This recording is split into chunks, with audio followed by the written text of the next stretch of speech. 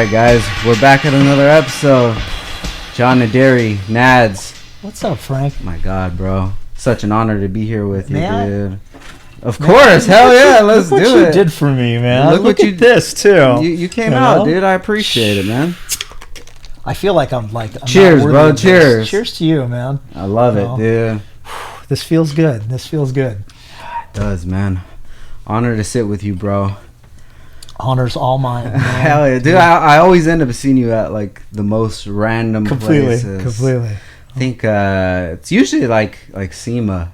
I saw you at SEMA, and I saw you at we were live streaming from some show, and I may have had one too many Pacificos. I rolled up on your booth. Oh, that's right. I want to say it was Spocom. It might have been Spocom. Might have been. I don't remember. Spocom or Autocom. Do you know what's been so weird, dude? Is like the last couple of years. I know it's been just weird for everybody, you know, after COVID and stuff. But I think it was. I realized it after the last the Honda meet, which is the old Ibach meet. I know. I'm so bummed to miss that one. Oh, you missed it? I missed it. I was so sad to miss that one. When I was there, we set up the booth and everything. I saw that. And I was just like, dude, we haven't been here since I think it was May 2019, and that was literally 2 years ago. Yeah, isn't that crazy? It is, man. It's going from like, you know, going to maybe 10, 15 shows a year. Then the only one that I went to in the last 2 years was Auto Salon early 2020. Oh yeah, and that's it. Yeah. It's like, man, dude, I needed that like refresher, bro. Completely. So how have things been for you since it's all slowed down? Because you're on the go all the time. I have to spin a lot of plates to keep going. So for me, I sit in my little office and I have my little laptop and I just go, and if I could get out is great, and when I travel is even better. Mm-hmm. So I love to travel. I love to get out. I love to go to shows. I love to go to meets. I love to be exposed to different cultures. Within, I'm primarily in the automotive space. So, but within and also outside of the automotive space, I love street art. I love skateboarding. I love mountain biking. I love action sports, snowboarding. Very all that cool stuff. So surfing is my huge passion right now. Surfing and gravel bikes, really into that right now. And those two I could do. Yeah. But when I go experience like a cultural gathering or something like that, like a street art exhibit or a car meet, can't do that. You know? So I felt like I wasn't getting my dose of culture. And to me, it as much as I'm a homebody, as much as I like to stay in my little space, and I'm cool with that, I didn't like that part of it. I didn't like the not being able to get out. Yeah. The only thing that saved me was going surfing in the mornings and getting out on my bike and riding in the mornings and skating with my kids, because you could do that because you're socially distant from everyone else, but like the sheer act of like bonding with someone over a drink or going out and sharing a meal or even going to a meet and gathering with everybody, it was and I also use these, I rely on people like you a lot for inspiration, and I look to who's setting the trends of the future and everything, and which direction this world is going in every aspect. And for me to not be able to do that, it sort of feels like you're adrift in the sea without a rudder. So that's, for me, that was the big thing. But for the most part, like, everybody's like, I'm pandemic proof, because like all I am is just sitting at home working. Oh, really? So when the pandemic kicks in, I'm like, well, I just keep working. But I need those breaks. I need those resets. And when you don't get those, even someone who's as like monastic homebody as I am, you struggle with that. Yeah. So that's always hard. Now you say that you're always keeping your eye on like, trendsetters and what's going on in the community. I was watching a video from you, dude, back in like 2009, I think it was, about SEMA. Oh yeah. Already back then you're talking about, viral videos and posting online and how to get traction. Like, how did you even foresee that even being something? Oh man, I never like, I hate Throwback Thursdays, Way Back Wednesday, Flashback Friday.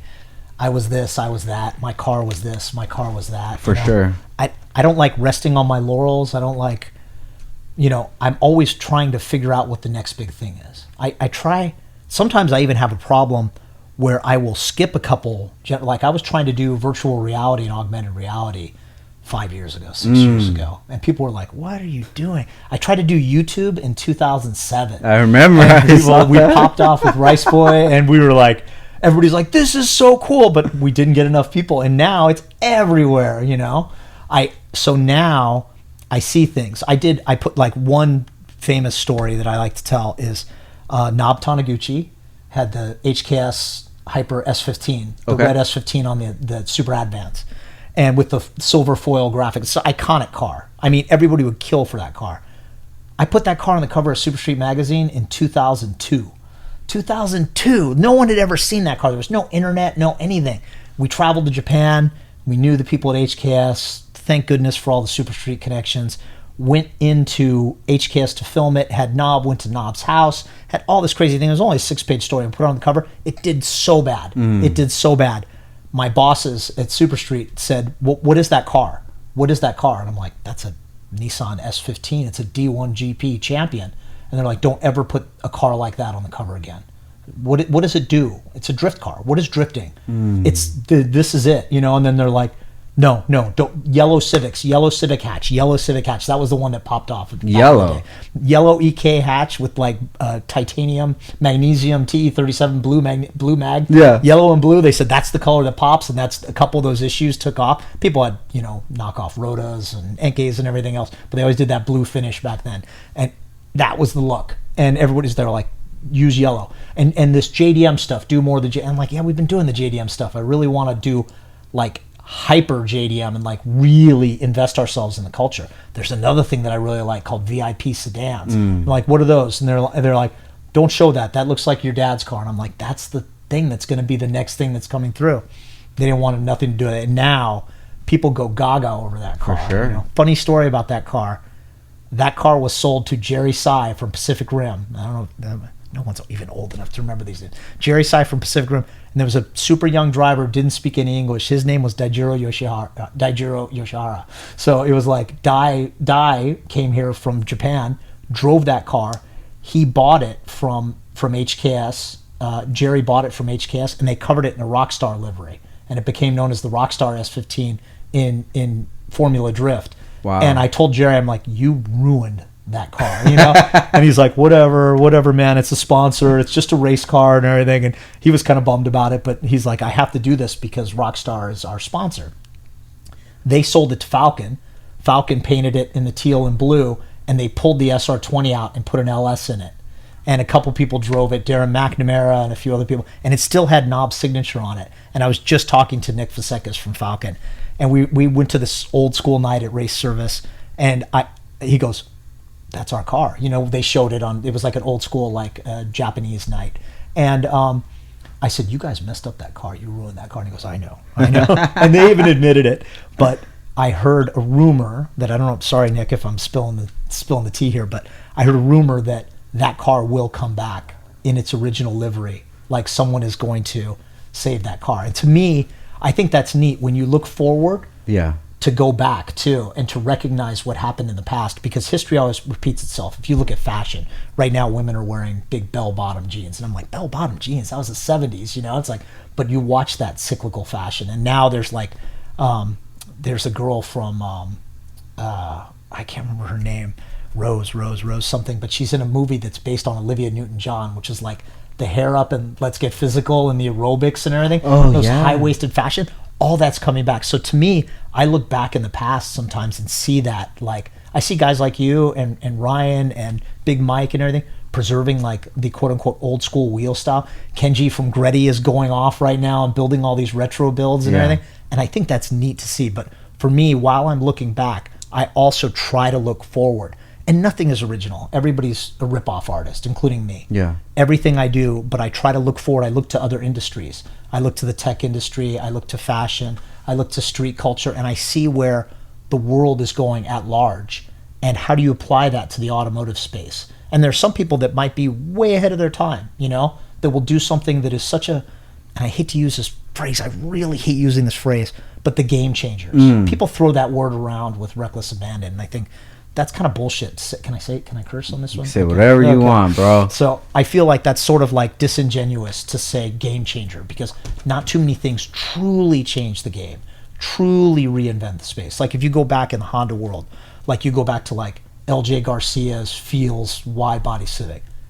that was a game changer. That was the one that sort of popped off. RJ Devera's Egg Yolk DA Integra. You know, it's like those are the cars that really sort of like transformed the game. There's also like there's revolutions and then evolutions of a breed. So for me, when I look, I know I'm sort of rambling here, but for me, when I look to something that is in the future, I try to see like how does that apply to our world and who's doing something that, you know, not a lot of people recognize. Today it's getting harder and harder to do that for someone like me because people like you and everybody else, the media has been commoditized, which I'm saying it's a democratization of media where, you know, Andy Warhol said everybody gets to be famous for 15 minutes. That couldn't be more true now. Yeah. Instagram is the new world now. You could have a guy, you know, Engineered Slide, the dude in Australia. He's got that sick ass Hilux truck that's like, it's like back in the day, no one knew who that was. But now he gets to build his truck and build his other cars and show them on the internet. And everybody, it's become a global village. It used to be you had to get to the Tokyo Auto Salon to see like what's happening in the JDM space. Now you're like, you know, I'm going to see it because like Joey Lee at, you know, at the Chronicles, he's going over there. He spends a month over there just now, and he's dropping video blogs and everything, and like beautiful photography. And he's even going back to the past and uncovering like old school top fuel CRXs and everything, and cars that are sitting abandoned in fields and everything, which blows your mind, you know. So yeah, so it's challenging. But one of the things I've also found is, man, I was telling you, I did YouTube before people were doing YouTube. I did drifting before people were doing drifting. I brought Time Attack to the United States. I tried to bring VIP to the United States. I really, really, really despise car shows. I hate people competing for a plastic trophy. You know what I love? Car meets. When everybody comes together for the love of the game.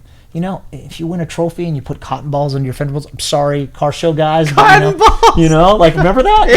You know what I'm talking about? Like that old school like checkerboard mirror thing and jacking the car up and cleaning it and armor-alling the tire tread. And I'm like, yo, dude, I'm like, for me, I'm like, just roll up on a Saturday morning or roll up on a Saturday night and then just everybody get together for the love of it. That's what I love about like Honda Meet or something, you know. If they do award prizes and everything, that's cool too. But at the same time, I like meets for the sake of meets. And I like, that's where you're going to see like some culture pop off. And back in the day, I always wanted to do intersection of art and cars and display cars in a way that is like, I only want 50 cars in this entire venue, and I want each car to be up on a box or something. And you see like Luftgekühlt in the Porsche world is doing something like that. Stan Chen and his boys at OG Moto are doing stuff like that. You know, it's like, then you're seeing that really cool car collective. I don't want to go to like a convention center and go to a big concrete floor and have like 500 cars, like all, and then some cars might not be good, and the good cars are like smashed in between some other cars and everything. You need to give like cars space to breathe and everything, you know. And it's the same thing with a meet too. You could stumble upon a treasure in a meet that is like, you know, like old school like Japanese motor union type stuff that they're doing now, they're bringing back now, you know. So but it's hard to look to the future and see, because you could go on a completely wrong path, you know. You could be saying this is where it's going to be, and then the whole world will just end up going over there too. How do you feel that competition falls into the automotive community? And when you say competition, how would you like as that? Far as, you know, making a car or building a car for, you know, car shows or car competition or anything? Do you feel like that style of building is dead nowadays? No, I would say not, you know. And I mean, look at our friend Ryan Bassery, Rywire. They're still building cars that crush from a level of quality build. Big Mike's Prelude, like his latest, it's not even the latest now, but you know, back in the day, a couple years ago when he popped off with that one, that looked really good, right? So like things like that, I think there's still a place for that. It's far and few between, you know. Like I've been to back in the day the Eibach meet, which is the Honda meet now and everything, and you go there. The first time I went there, I was so excited to go there because you heard about it and you've seen pictures and everything. You went there and people are calling out all these really crazy builds. And no offense to everybody who's building cars, but you would see the cars, there would be 10 standouts. And then the rest of the field would be, you know, daily drivers and normal cars and everything. And you're like, oh, I thought every car was a banger that was going to come here. And you had realized that the way the Honda world is evolving now. It's become more of like the everyman in addition to the hyper super finished show cars. And I think there's something to that, but I also like the fact that people are driving these crazy cars now and taking them to meets and bringing them out and not just trailering them in and showing for the sake of showing. But on the car show front, I also served as a judge for Mothers for a Shine Award, which is like $1 million. When I say $1 million, I mean $1 million hot rod builds. And this is at SEMA. That's at SEMA. Okay. And we judged every car at SEMA. And there's two other main shows. There's another one called Autorama in Detroit, and they have the Riddler Award, and they give away what's called the Grade 8. They pick the Grade 8, and then they show these cars. These cars are done to such a level that if you touch brake pedal, foot to brake pedal, and you clamp the brakes, you scour the rotor, you're done. That car will lose the event. You turn the motor and fire it, and even the exhaust turns one time, you're done. That's the level that these cars are built. They can't even drive these cars. But they do have to drive. They do have to start them up and drive onto a stage, and that's the only time they will do that. Gotcha. So to that level, because they have to prove that they actually work as a car, that's the cars that are built. There's another one here in Southern California called the Grand National Roadster Show, and they have America's Most Beautiful Roadster, the Amber Award.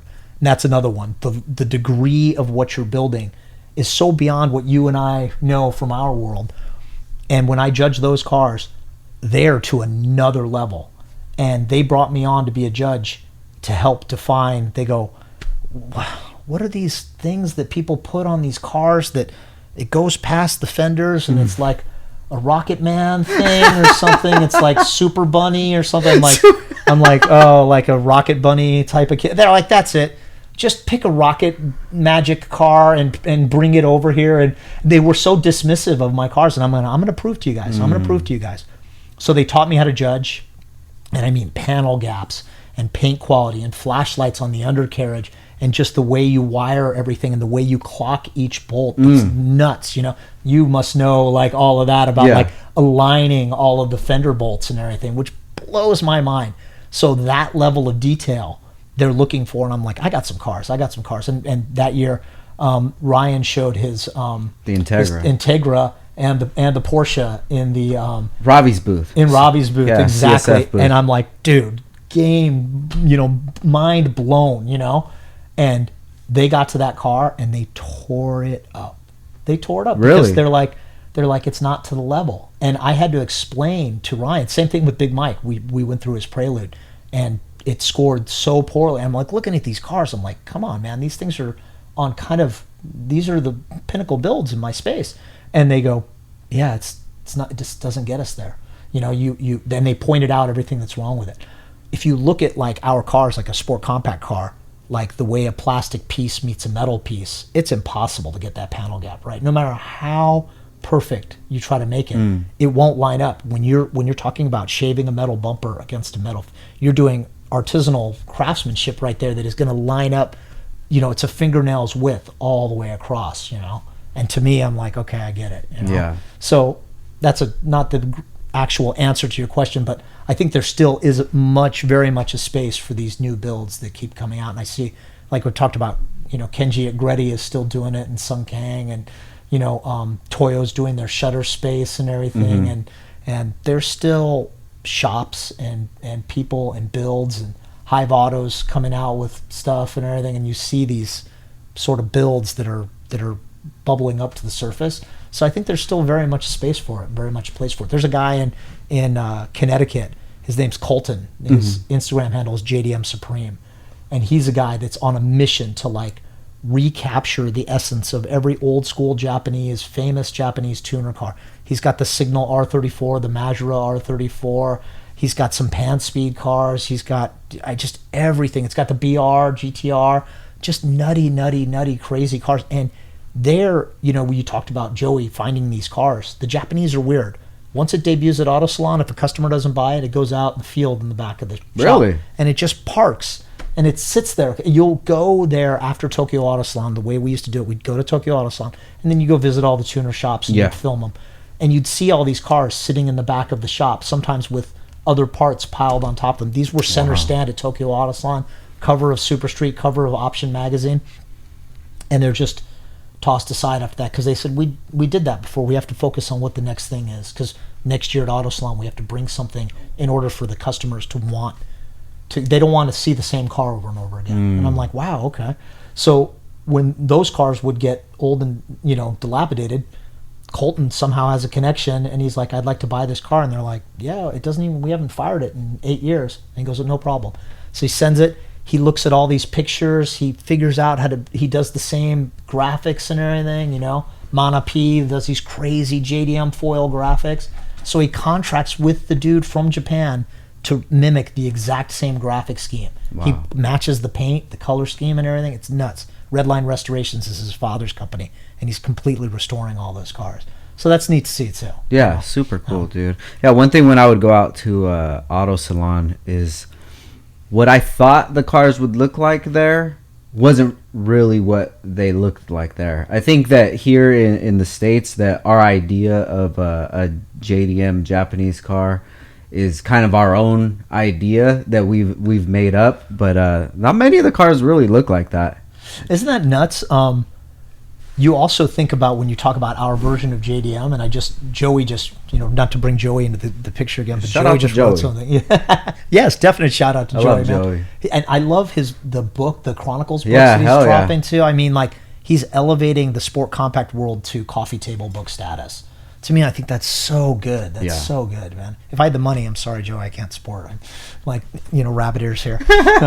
But I would say, like, it was crazy back in the day. Like, Japan would have their car, it was like Brid seats, Takata harnesses, Nardi wheel, you'd have the checklist, Yeah. Volk wheels, AP Alcon brakes, and like kind of go through it, And we would do that, but we might not be able to get Brid seats or Takata harnesses way back in the day.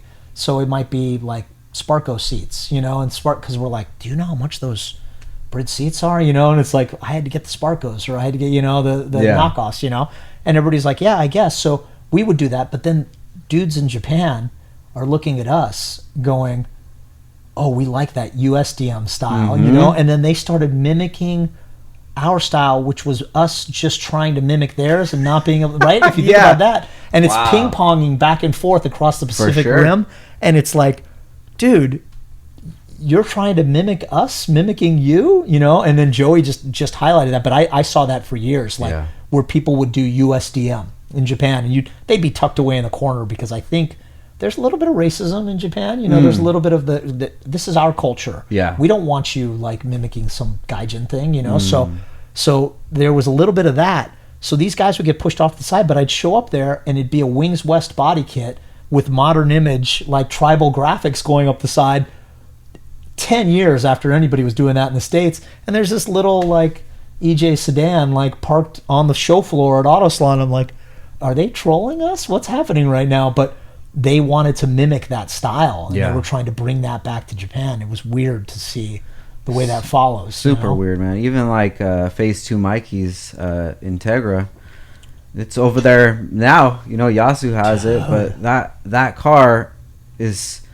when you talk about trendsetters, 2008, 2009, that car, shaved bay. Oh my god! It's like that changed the game to me. And I don't know shit about fuck, but like to me, I looked at that on Joey's pictures. He goes, "It's a little rough around the edges now," and I'm like, "It looks the same to me. It still looks so poppin'." And Joey's photography makes everything sing. But like I was like, "Wow, that's the car." It's like so to see Yasu like continuing with that's cool. Yeah, and I think he has David's green EJ1 over there as well. Damn. Yeah, dude, he's got some cool stuff. But yeah, you'll see that like they just had what is a Week Fest Japan. Yeah, and we're getting tagged in so many pictures. I'm like, dude, this can be like Week Fest LA. Because those cars look exactly like SoCal cars. Isn't that crazy? Yeah. Yeah, it is. And then you see, like here, it's so funny that you said that, dude, because like everybody's trying to make their cars what they think they look like in Japan. Exactly. And you'll see all these like Kanjo builds and stuff like that. And I've went to to some of the shops, like some of the shops that have the Kanjo cars. I'm like, if you guys saw these cars in person, I don't think that you would really even look twice at them, because they're rough around the edges. They're definitely rough, but they do what they're supposed to do, you know. And it's cool, man. It's just getting inspiration, you know. That's one thing about being a creative, is you just try to find your inspiration wherever you can get it. And like you were saying before about, you know, different cultures and things like that, I love mixing all the other different cultures that I'm into, non-automotive, and just mixing it together and kind of making what I feel is cool about it, you know. I think it's neat too that, you know, you got back into skateboarding, because your kid's getting into skateboarding. I love it. Father's Day coming up. Hell yeah, Father of the Year right shout here, out to all the dads. Shout out to all the dads. So shout out to all my kids. I don't know I have out there too. So but I think it's awesome that, you know, you're way younger than me. You're way younger than me, and I'm a 80s kid, and I grew up in the 90s when Seinfeld popped off. That was the jam, you know. And I was like, I saw that, and I'm like, I don't even know if you realize that that's the famous shot outside of Jerry's apartment. Yeah, they had that one. They had the CRX, and they also had a Hachi in one of the shots too. Oh, and really? They had an old school Celica also that popped up, that showed up. Oh, okay, right. And they just happened to be whatever cars they had. But for us as car people, you remember those. And I remember that yellow CRX. And I was like, do you even know what that is? You know? And then when you're like, you know, that's from Seinfeld. I'm like, of course I know that's from Seinfeld. But I think that's neat, because I think some like young Honda head on the come up might be like, dude, that's dope as fuck. Like a Civic, just street parked, a super clean Civic, you know, and would buy that deck without even knowing. And they're perpetuating the cultural significance of this stupid TV show from like 30 years ago, you know? For sure. That's funny, man. Though, what I was going to do when we did the new podcast studio is I was going to replicate the kitchen, the Seinfeld kitchen. God, and it was going to be me behind the counter and then the guest in front of the counter. But then when I was looking, I was like, that's going to take a long time. And then if I can't do it to the perfection that I want, like I wanted to have a real fridge up here. I'm like, dude, how am I going to get a fridge up the stairs? Nah, I'm not going to do that. Dude, back in the day, because I'm into bikes too. So back in the day, he had this really cool Klein mountain bike. Yes. And then he also had a Cannondale. And then he also had a Specialized. He had all the different bikes hanging towards the latter part of the season. Gotcha. But in the early part, when he started to show his car hand, there's a Skip Barber sticker on the fridge. Oh, there was a Skip Barber refrigerator magnet, and I actually went to Skip Barber like 10, and I was so stoked to get the magnet so I could put it on my fridge like Jerry's fridge and everything. I also want to say, like, shout out to Bookman, the library cop, because the actor, remember Bookman, right? The actor who played Bookman just passed away. So, man, to me, like, in a sea of like hilarious shows, like the Bookman thing is like the funniest thing. I like. What was it? Tropic of Cancer. Yeah, exactly. Or Tropic of Capricorn. Exactly. And he's like, I returned that thing. He goes, you were chewing Juji fruit. He was talking to us. And he goes, I get it, Seinfeld, you with your flashy clothes. And he's wearing a sweater. And he's like, what are you even talking about? You and your Joy Boy friends making the scene. He goes, it's my job to prevent peepees and wee-wees being... Or maybe you get off on that kind of stuff, Seinfeld. I don't know. And he's like straight-faced the whole time, and you could see Jerry's breaking character and everything. Oh, man. Shout out to Jerry, too, man. That dude, speaking of like podcasting and stuff, where he does the cars and coffee. Comedians and cars getting coffee. That's amazing. It's good. As much as I love Jerry Seinfeld and I love everything about the show, I don't like his stand-up. I don't think his stand-up is for sure. And he's a terrible stand-up, and he's a terrible actor. He's like the worst actor in the show. But as a creator and as a creative force behind it, oh man, what is it? Chef's kiss. You know, it's like perfection. Him and Larry David together, and then Larry David proved, because I'm a Curb Your Enthusiasm fan my too. God, me so too. Larry is like, I'm not done yet. Jerry's like, you know what? I'm going to ride off in the sunset and buy $1 million Porsches. And Larry's like, nothing in life makes me happy, so I'm going to continue killing myself making a TV show. And Larry showed he could do it without Jerry, and I thought that was really neat too. But on that show, I think you see Jerry. I think he does a great job curating what cars go with which celebrities. He's like, I think you're this type of, and even if they don't like cars, as a car fan, Jerry talks about the car in the beginning and everything, and he exposes himself as a real car fan.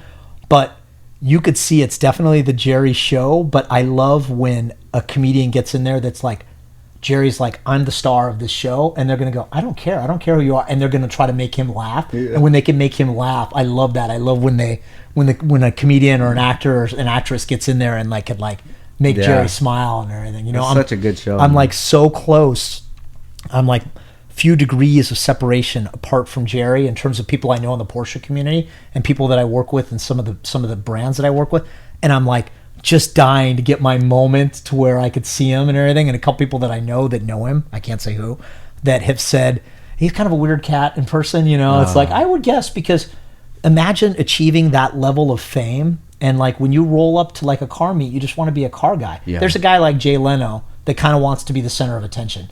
Jerry's like, you know, I don't like people. You know, his character was much like he is in real life, you know?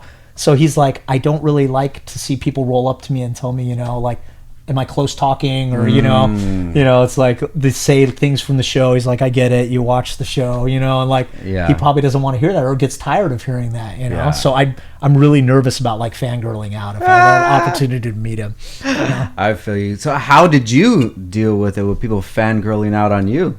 Dude, man. Come on, bro. You know what happened.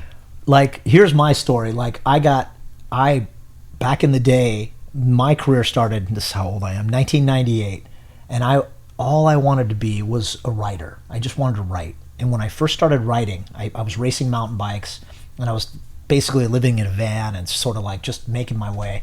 And I had a chance to interview one of my heroes, an editor of a mountain bike magazine, and he said, do you take pictures? And I said, no. I said, I'm a writer. You're either a writer or a photographer back then. He goes, you need to take pictures. And I'm like, why? And he goes, because if you go to a mountain bike race and there's a photographer taking pictures and you're writing a story, he's telling his story and you're telling yours. And from that moment, I picked up a camera and I started learning photography. And I took photography classes in university and just went for it and immersed myself in it. And then all through my life, because my era, I came from magazine world, you know, like print magazines. You know, I used to be into like, as a little kid, I got into like monster trucks and then like dent side Ford pickup trucks and Bigfoot, and like that was the shit back then. So I wanted a lifted truck so badly. My dad, when I was really young, my dad had money. He'd since lost it all, but he had money back then, and he bought like a shitty old Ford F-250, and him and I like fixed it up. We took it to a bunch of shops and had it. It was my first introduction into like cars, and it was a truck. And I said, wow, I'm reading the magazines. And as I started growing up, I read mountain bike magazines and truck magazines and mini truck magazines. I had a mini truck. Shout out to all my mini truck people. Did it dance? I didn't make it dance because I was a wannabe Canjo racer with this old school what was it? I had a 79, an 80, an 81, and an 82 Toyota Hilux, the original SR5s. And I had long beds in the two-wheel drives and short beds in the four-wheel drives. I had two four-wheel drives and two two-wheel drives. And I slammed one on Enki 92s. Oh, okay. And I had KYB gas adjust shocks on it, sway away, sway bars and everything. I had an 18RG engine with dual Mikuni side drafts and Doug Thorley headers and like all that stuff. And I wanted to be like a street racer. So not a drag racer, but like a canyon. Like got you. I quickly figured out like there was no weight in the back of the truck, so it would always like it was completely not even designed to do that.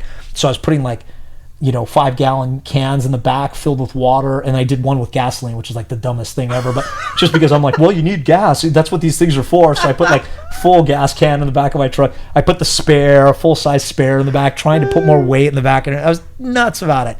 But yeah, definitely had mini trucks. I had a French antenna, smooth the tailgate and everything, so I did do some mini truck stuff, but I wasn't that like airbag, and I was also pre like Nissan hardbody with the dancing spinning beds and everything, because that's how old I am. But when I coming up and all that, I was magazine world. So when I graduated university, I said I want to work for car magazine or mountain bike magazine, and I found something called Peterson Publishing. Mr. Peterson, I will still call him Mr. Peterson, Robert Peterson, had a company that they started drag racing. They invented drag racing.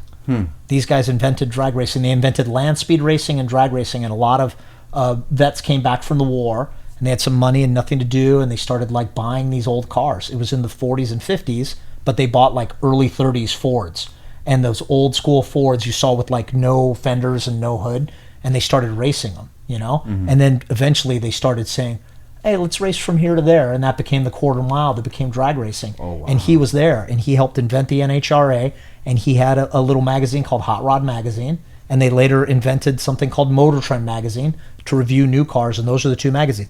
And he built an entire empire on that. So by the time I came through, like, he had magazines for every subject. From like, he's like, hey, we went down to, you know, Mexico or somewhere, and we went scuba diving. He goes, you know, there's a lot of kooky stuff on scuba diving things, like kind of like you do with hot rods. Make a scuba diving magazine. They're like, cool, I like scuba diving. And he'd just start launching new magazines in different spaces. So they owned all these magazines. So I'm like, if I can get into a mountain bike magazine or a car magazine, I'd be super stoked. And you had to like write a letter, type it out, print it on an old school like inkjet printer, put it in an envelope, lick the stamp, send it off. And I had like over 70 rejections. And I finally got accepted at one place in 1998. And I got in there, and that got me my first job. And even then, I wasn't happy. In 2000, a friend of mine that was working there, he did IT. He's like, "Do you want to do a blog?" And I'm, "What's a blog? I don't know what a blog is, you know." And he goes, "A blog." He goes, "We have a blog site about cars. We'd love to hire you, and you could be the editor of the blog, you know." And I'm like, "I don't know anything about the internet, you know." And he's like, "You don't need to know everything. We've done it all. We just need someone to take pictures and write the copy." So I went to this little site called overboost.com, and we started this site, and we had like 20,000 people. When I left, we had 200,000 people, and I built this site. And I would go with a little Coolpix 980, I think it was, with the adjustable screen. You turn the screen and everything. And I had a full-blown SLR camera that I shot film with for the magazine. Okay. That I got in at the magazine. And that magazine was called Max Speed, which was a partner magazine to Super Street. I really wanted to work at Super Street, but I didn't get in at Super Street. So I stayed at Max Speed, and then it became Eurotuner, and it kind of did its own thing. And then Super Street was still there. So, but I became friends with all the powers that be there, and I did a good job. And then when I left and did the .com, I really took that to new heights. And they noticed, and they brought me back as the editor of Super Street. And I was like... What year was this? This was in 2001. Okay. This is so long ago. And Ricky Chu was there, if anybody knows Ricky Chu. Ricky Chu and his boys at Kyosho Racing were the first ones to do an SR20 swap into a 240SX. So they were the pioneers of SR swaps. No one knew the wiring harness. You didn't know, like, is the firing order even this? Like, you didn't even know, you know, it's like the old KA-24 truck engines.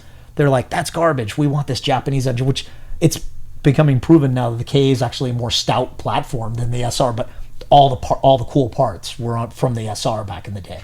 So they did an SR swap back in the day. You know, William Law, shout out to William Law and Andy Yu and all the crew from Kyosho. They did this stuff.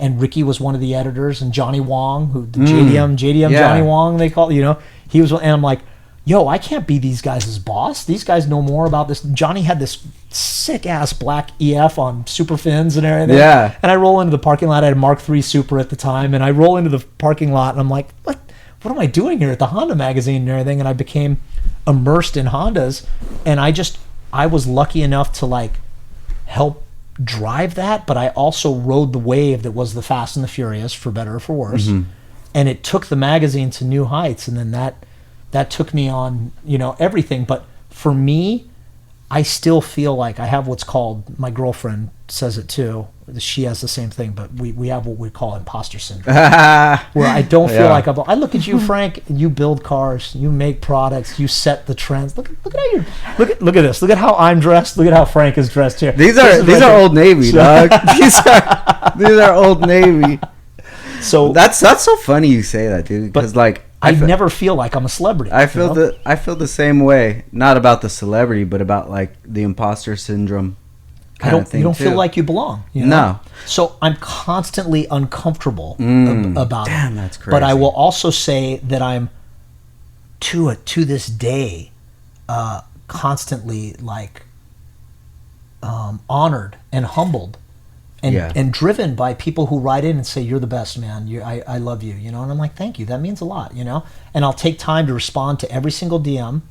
I ended up going to Hooonigan, and I started at Hooonigan. I didn't want to be in front of the camera. I didn't want to be an influencer or anything like that. I like being Jerry Seinfeld or more Larry David during Seinfeld. You know, if you're a super fan of Seinfeld, going back to Seinfeld, you could hear Larry David does some of the voices. You'll hear him, you know. Yeah.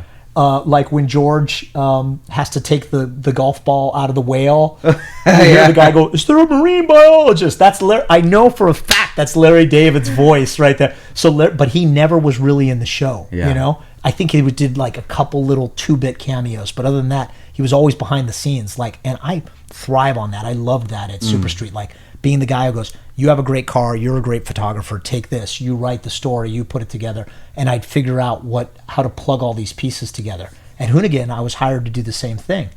And they said, "We need cars for a show we do every day. It's like an unboxing show." And I did 2 stints at Hooonigan. I did one stint where I helped bring Ken's Gymkhana Grid thing to the United States. And I did a whole thing at the X Games. And then I came back to just be kind of more of a behind the scenes thing because I worked in advertising for a few years too. And I worked on the Toyota account. Shout out to my friends at Toyota because I love those cars as much as Hondas, and the old ones. And they said we can't find cars, and I'm like, "What do you mean you can't find cars?" They're like, "Our daily unboxing video," they call it. It's like daily transmission. What do you need? They're like, we don't care, you know. And I'm like, "Oh, my friends," you know. I was talking to Dave Shue from Skunk 2, and I go, "He's got a car." You know, and they go, "What does he got?" And I'm like, "It's like a methanol-powered all-motor, you know, it's Project, you know, Beta record breaker, you know." What was the name of that car? That's it, the Project Beta. Oh, that's right. Yeah. Shout out to Dave, man. Yeah, we need Dave in here. I know, exactly. Like, that guy's got stories for days. Oh, yeah. You know? Dave and I are fighting right now, so I hope we make up. I think he was yelling at me, too. He's always yelling Shout at out to someone. Dave. So he's just such an old, angry Asian guy, you know. I'm like, and I'm older than him, too, you know, so... But so Dave said, I said, "Bring your car." And he goes, "Man, that thing hasn't fired." And I go, "Just like, you know, come on, man." He goes, we're supposed to go testing and I want to run it again and everything. And, you know, you talk about game changer, but back then for all motor cars. And then now he had a K-swap in it and everything was running on methanol, still all motor. And he's all, "Yeah, I'll bring it out and Charles will come." And I'm like, "Oh my God." I'm like, "Dr. Charles?" And I'm like, "Hell yeah." You know, shout out to Wicked SVG, you know, It's like SGV. And I'm like, "Yo, yeah, you and Charles come out. I'll get you some drinks." And Dave and I have had way too many drinking stories. Yeah. So I'm like, "Come on out." So I'm like, "There you guys go. I got you a fucking car," you know?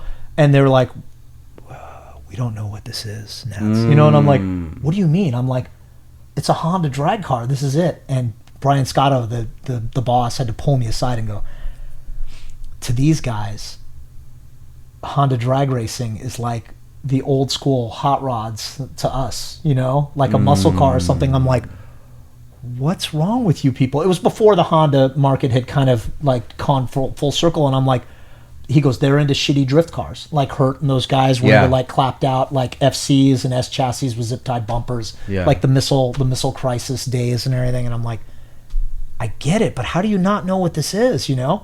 And they're like, "None of the hosts can talk about it." And I'm like, they interview Dave, and Dave's like, "I don't want to be on the show."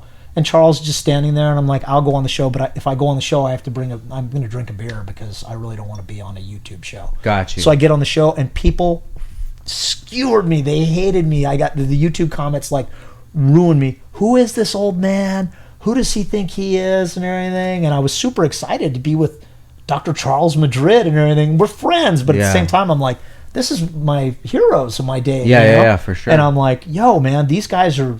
You speak about them in hushed tones because when you talk about game changers and revolutionaries like Steph and Miles and all those guys, like those are the guys who did it, you know? And for me to be able to expose that to a new YouTube audience was very exciting for me.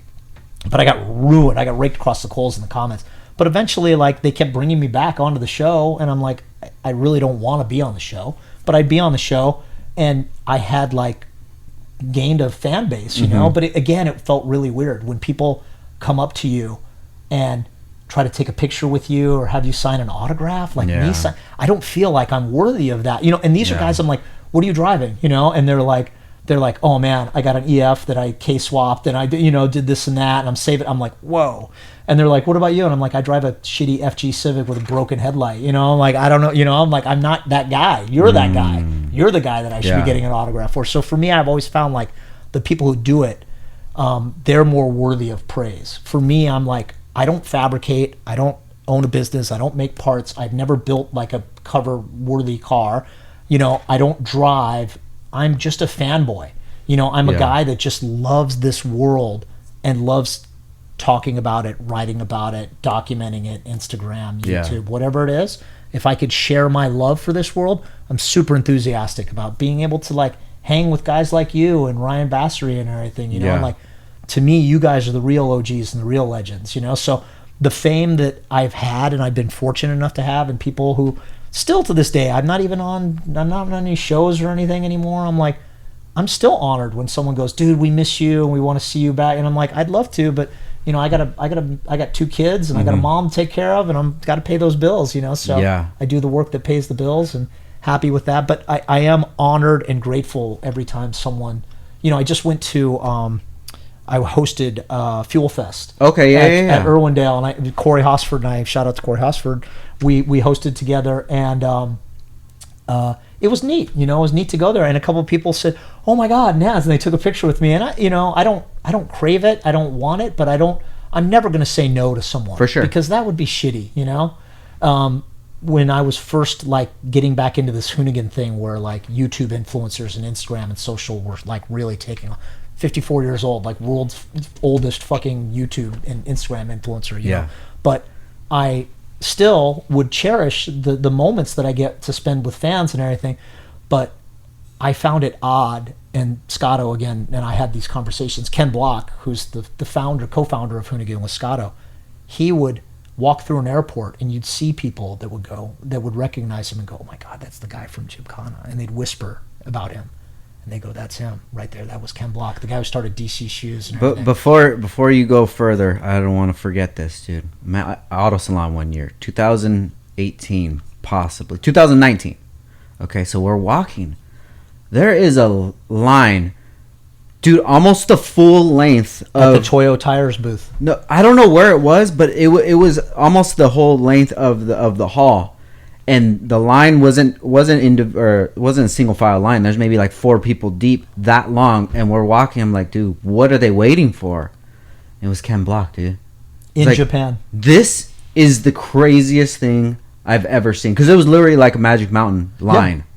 It's nuts. This guy started driving in WRC when he was like 35 years old, 40 years old, and he's running against like 5-time WRC World Rally FIA champions, Sebastian Loeb, and like, you know, these huge names, and his autograph line was longer than all of them, you know, and it's crazy. Nuts to see that. So yeah, he changed it, but people will come up to him and be like, "Oh my God, it's Ken." They'll like kind of wave, and they'll keep their stand their ground. Mm-hmm. But when they recognize like a Hurt or a Scotto or someone, they'll run up to them and they'll wrap their arms around them and they go, "Scotto!" and they'll grab their phone and they'll take a selfie, because that form of influence, I guess you'd call it, is more like, you feel like when you shoot a vlog like this and you're holding the camera like this, it feels like you're FaceTiming with a friend. Where Ken is more cinematic, and he feels like a movie star. Got you. I don't want to touch that and everything.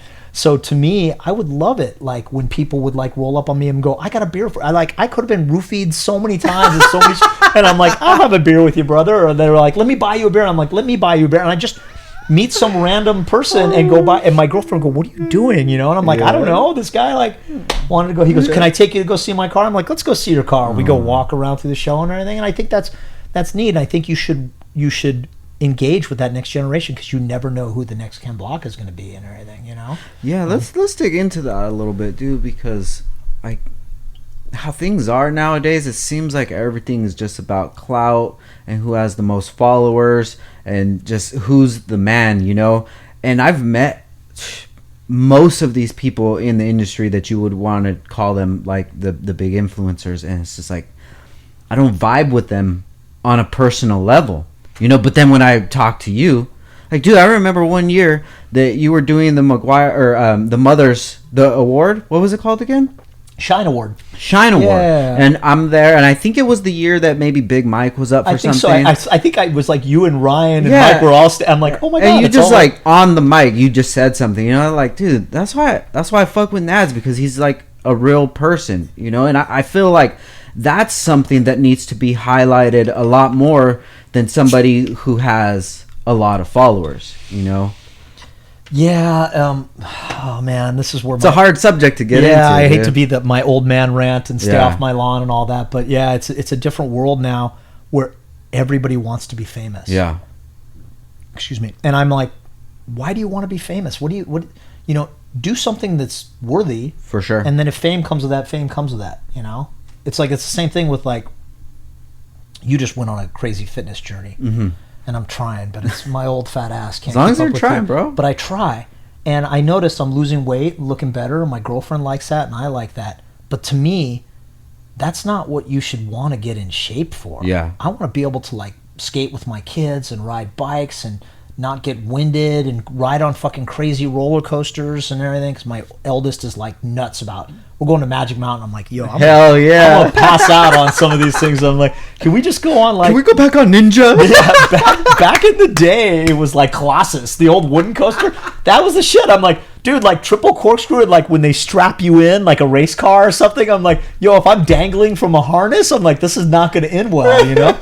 So I'm like, but I want to be like, and I, you know, for my riding bikes and skateboarding and surfing and everything, I like to be in good shape, but looking good is not shouldn't be my end result. Yeah. It should be about feeling good, and that journey. The looking good is a great byproduct of it, but the feeling good is what you should get from it. You know, it's like, and it's the same thing from doing something of note. Do something that you're proud of, and if the fame comes, the fame comes. But people who chase that clout and those star fuckers and those ones who, you know, try to get, you know, tag me on this and I want to be on that and everything, and like gamify their reach. Mm-hmm. I don't know. And you know, like, can you really make money as an Instagram influencer? You know, when they change the algorithms every couple years, or it moves from Friendster to MySpace to Facebook to Instagram to TikTok to YouTube and back to YouTube again, all of that, people get so mad. They take such ownership on it. You know, like I remember there was some Russian influencer with the war that's going on right now in the Ukraine, and you know, everybody's shutting down, like, you know, Russian based anything these days. And one influencer said, it's not fair. You know, I lost all my revenue. And I'm like, you don't own any of that revenue. None of that is yours. You know, it's like you're helping prop up a company that's owned by Mark Zuckerberg.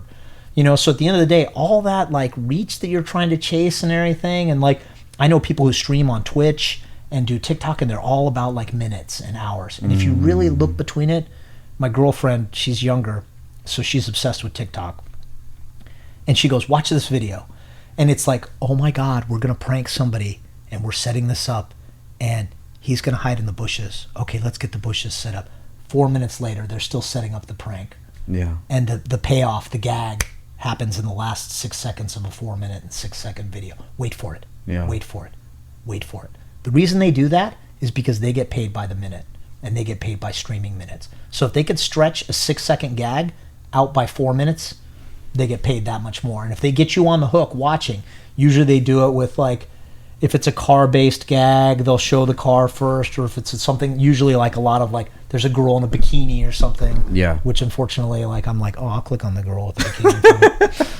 But like when they do that, it makes it so that you want to watch till the end. And when you watch that, you're playing into what they're doing. They're just, you know, I'm like, why are you baiting people? You know, it's the same thing with like tags and the whole the wait for thing, and like you won't believe what happens next. You know, it's like the result will shock you. You know, it's like all those like clickbaity 5 things you didn't know about Jerry Seinfeld's Porsche collection. You know, it's like all, you know, I mean, people are such tryhards these days. It bums me out to see that. I like to see when like real people gain this sort of acceptance. You look at like okay, I probably shouldn't say this, but I've been drinking. Let's do it. I'm gonna say it. So like you look at like Fast and Loud, which is an old school TV show. I can't believe I'm saying old school now, but it was a TV show about a shitty fucking shop called Gas Monkey Garage, and a guy named Aaron Kaufman that was a great fabricator, and a guy named Richard Rawlings that's like a shitty fucking dude that fucking scams people,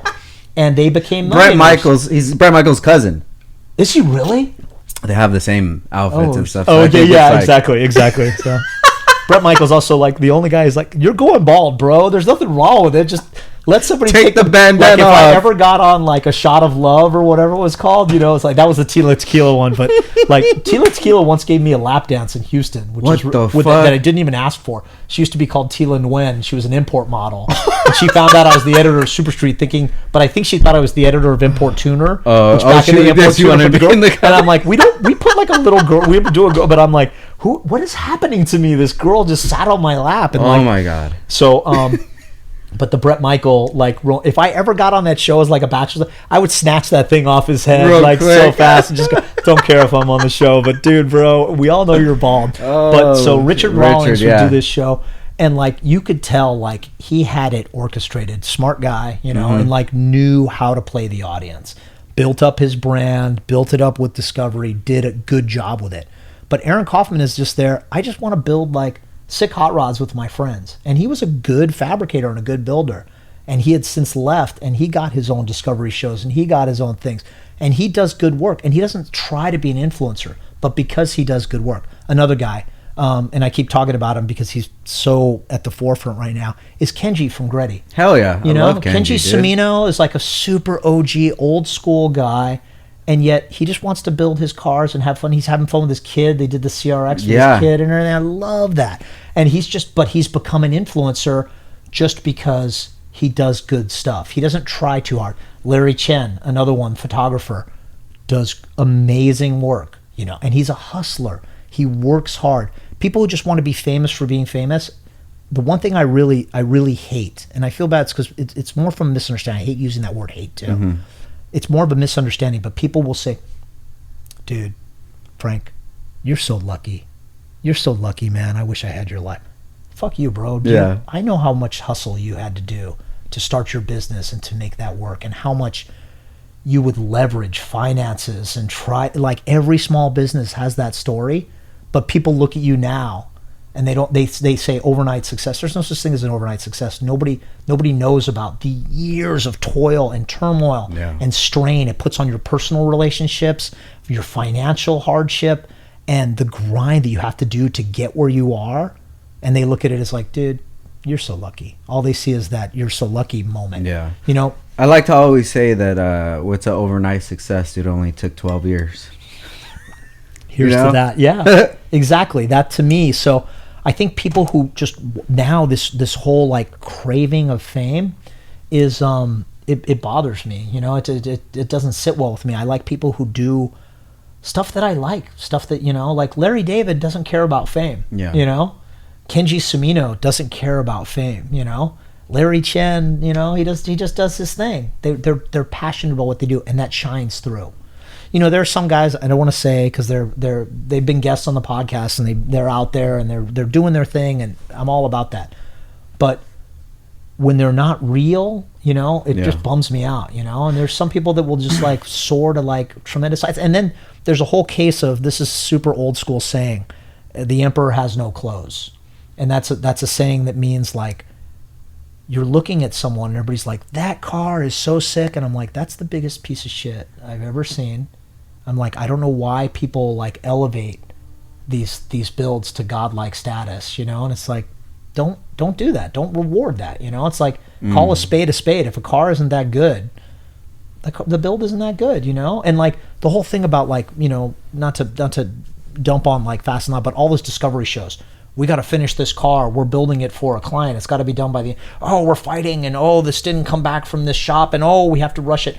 Man, you're watching them just like hack into that thing with angle grinders, and they're cutting that thing to shit, you know. And it's like the paint is low quality, the build is low quality, it barely fires, and they just get it off, and you look at it and you're like, oh my God, I can't believe I'm seeing this car.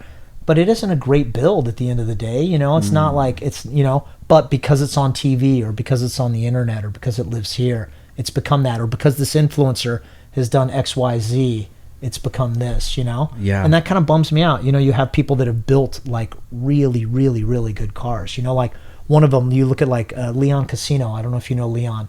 Leon's an old school guy that's got a couple of right-hand drive CRXs. Yeah, I know Leon. He's got the black. He was always at the IBOC meet. Exactly.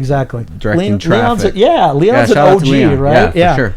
But his cars are better than most, you know, but yet he doesn't get that shine. You know, he doesn't get that recognition. Yeah. That someone that would build like a lesser known car, a lesser quality car, lesser quality vehicle, but because they're in the spotlight, they could do no wrong. You know, how do you change that nowadays?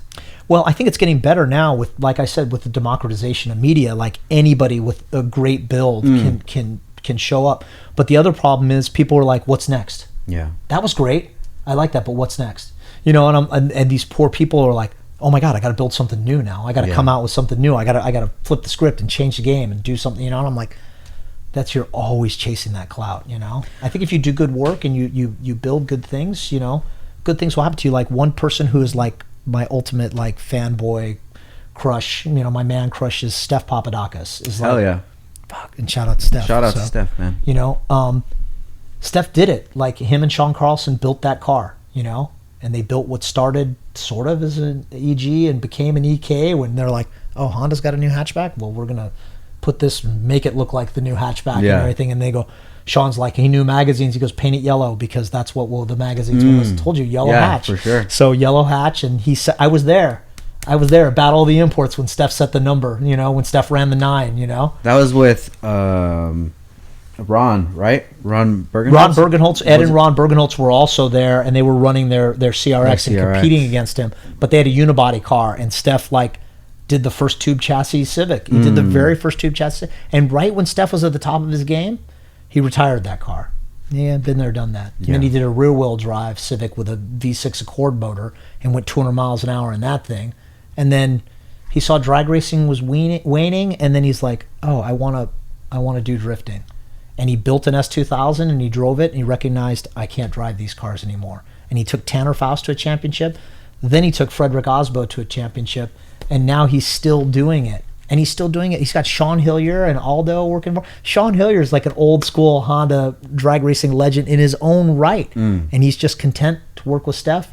And then Steph wanted to do YouTube videos and learned how to do YouTube videos. He wanted to learn how to do photography. He went to Larry Chen's photography class. I was in Leah Pruitt's pit, and we were hanging out, and my kids were like fans of hers. So we were in there, and she's talking to my kids and showing them around. And I look at the NHRA at Pomona, and Steph is on the other side of the rope, like kind of taking notes and watching. And I'm like, what's happening here? And I'm like, Steph, what are you doing here? And he goes, oh, hey, man. He goes, I'm just here as a fan. I want to learn about, like, I'm like, that's Top crazy. Fuel drag racing? You're in drifting now. And he goes, I just love the way that I've always been obsessed. And I'm like, do you want to come in? And he goes, yeah. So I introduced him to her clutch guy, which clutch guys in NHRA Top Fuel are king. And introduced him to Leah, and she connected him with the clutch guy, and Steph did a whole story just because he wanted to learn about it. Like seeing the way his mind worked. Back in the day, Javier Gutierrez did JG Engine Dynamics, was the guy who built all the winning Honda motors. Steph didn't know how to build motors, so he took a job working for Javi, sweeping floors, just so he could have a chance to see how he, you know, it's like that sort of hustle and that sort of determination, that sort of grind. And now Steph does videos that get 1 million views. He's like, I did 1,000 horsepower B58 supermotor before anybody else. Yes, please. I want to watch that. Dude, watching him build that and just seeing how he had to build, we don't have an engine stand that works for this motor. So we had to build our own. What the hell, dude? I love you, Steph, but he's such a nerd on camera. He's like, hi, I'm Steph Papadakis, and we're building 1,000 horsepower. He's not doing, yo, what's up? And screaming into the camera and being like overt about it. He's just like, I want to share my experience with you guys. And like he learned how to do all that, just like watching you, like you wanted a podcast and you learned. I love those analytical minds. So all the way back around to like fame and everything. I think if you want to be famous, do something that's worthy, that's noteworthy. You know, work on your craft first and foremost. Yeah. Being famous for the sake of being famous only works for the Kardashians. You know, it's like they don't do fucking shit. You know, seriously. But everybody wants to be there. You know. It's so hard to get there from there. Make a sex tape with Rage. I don't know, you know, but it's like, you know, it's like that sort of vibe. I mean, is like, you need to be able to contribute to this world. Like I'm fortunate enough because I wanted to be a writer and photographer, a journalist, communicate, describe my love for this game. That's what got me in. But I'm nothing but a fanboy, you know? Yeah. So someone else, like if you build something, if you're making, even if it's down to like titanium engine fasteners, like that's, you know, you master that game. Like Frank took me for a tour right before this, and it was just so neat watching you've been doing this for years, and watching his passion, like doing titanium anno, to this day now, it like that sent chills up my spine. I'm glad, dude. bro. So much respect for that, man. Thank you, brother. I appreciate it, man. And like, you know, going back to the whole imposter syndrome thing, like having that break from COVID and then going back, it's like it was such a weird time because I really felt like I was losing my culture because I was kind of seeing, you know, a lot of things that you're mentioning about, you know, okay, this person or so, they could build nothing, or they could build anything with no problem. They're gonna have eyes on them all the time, and then I'm over here trying to create something and not trying to create it for revenue or for fame or anything, but showing my artwork to everybody. This conversation, I look at this as artwork. I don't look at this as, okay, we're going to put a commercial. Like, we have sponsors and we've taken a break from the podcast, and I'll mention the sponsors at the end, but I don't even want to put commercials in because it's going to ruin the conversation. And it makes it so hard sometimes as a creative to try to figure out, dude, what am I doing wrong? What do I do next? When is somebody going to appreciate this? Dude, I was at the Honda meeting so many people. Oh, cool, nice. One person came up to me and had a mask on. I didn't even know who it was. He's like, hey man, I just want to tell you I really enjoy the podcast. Him saying that meant more than anything else. And it's like, how do you get to that point where you have eyes on your craft without doing some of like that corny shit, you know? That is the problem today, because, you know, YouTube right now, I hate to say it, it's a bit of a cesspool. Mm-hmm. It's become a place where you're in a room full of people shouting and you're trying to shout over them. There is so much content. I think it is something like, in one day, the equivalent of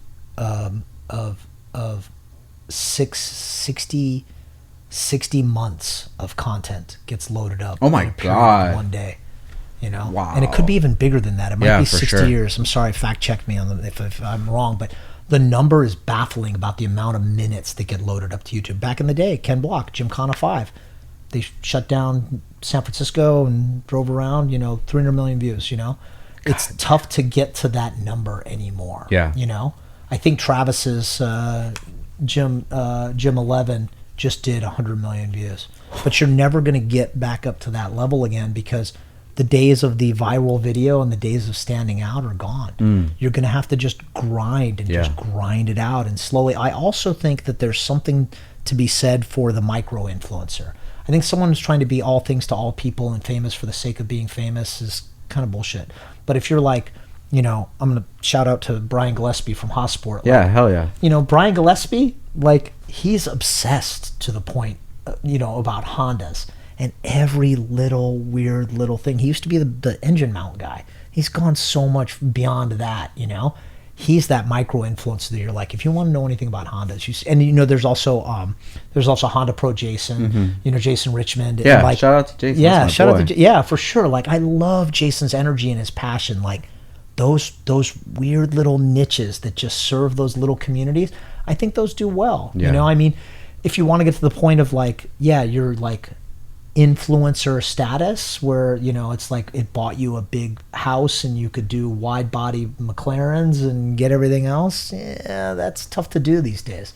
It's tough to pop off like that, and it's tough to like produce good content that you're proud of, because I think at the end of the day you should be proud of what you make. If you can't be proud of it and you're just churning out numbers to make YouTube happy or TikTok or Twitch or just make numbers, that's not good either, because you want to reward the people who are invested in watching you, you know, that are going to look at what you do. Yeah. You know, and what you talk about art, it is. Everything you do matters, you know? It's like, I hate when people say, well, no one's going to see this. So, you know, like Ryan, you know, your episode at Hooonigan, when he came in, you know, Ryan brought the Civic, you know, and the EAT. And that car, it didn't have a full shaved bay. And I was like, yo, what's up, man? I thought you were like the guy that does this. And he goes, no, he goes, why would I do that? I want to show my work. So he showed like how, because he goes, a lot of people just hide that. Yeah, for sure. Because they like, I'll just zip tie it and clump it all together and put it over here and then put a coil cover over it, you know. And he's like, no, I wanted to leave the coil cover off and show like, and I'm like, yo, that means a lot to me. I was like, that's a person who like everything I do matters. Yeah. You know, there's a famous thing about and I'm not a big industrial military complex kind of guy, but there's a famous thing about a West Point graduation ceremony where they bring in a 5-star general and he talks about like the most important thing you could do is how you make your bed in the morning, because it sets the tone of everything that you're going to do. And when I do things, like sometimes I show up late, sometimes I don't get there on time, but I always want to make sure everything that I do is done to a high level of quality.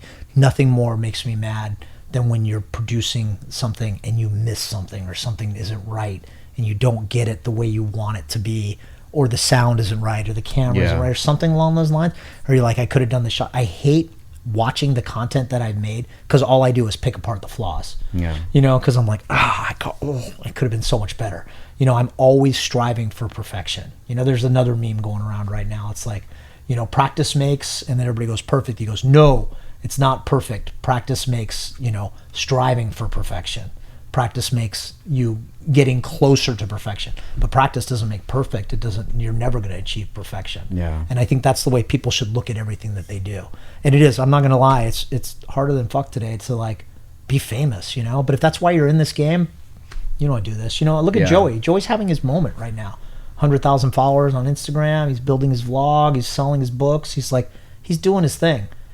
But he had a grind for a long time where he's just like, I like Hondas and I'm going to take pictures of them and I'm going to post them. And, you know, it's like, good for you, Joey. I hope it works. And he's writing for like Import Tuner and Super Street and, this car's lowered on a set of, you know, like doing those shitty car features.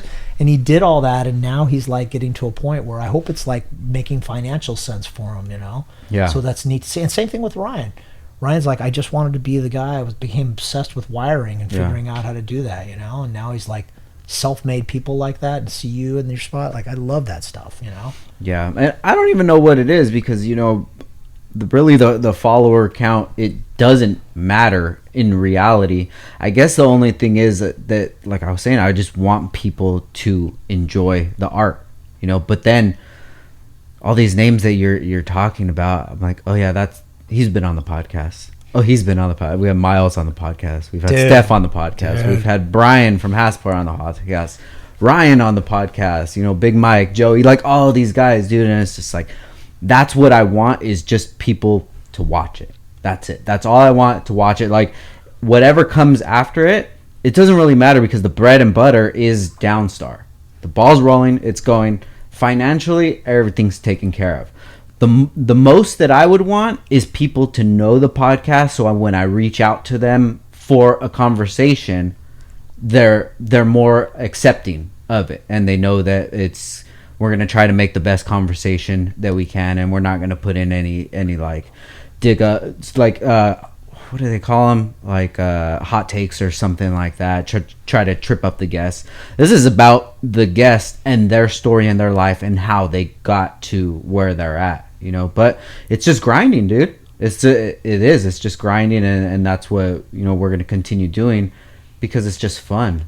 You know, when you get to a point in your life where it's just like everything else is taken care of, now you got to figure out how to make yourself have fun because you have time to have fun. Usually when you work like a 9-to-5 job, you don't really have time to have fun, you know? So that's kind of the point I'm at. I'm like, okay, well, what are the things that I enjoy doing? Skateboarding, podcasting, you know, how do I mix all of these things together? So we're building like a weird jambalaya of things going on here.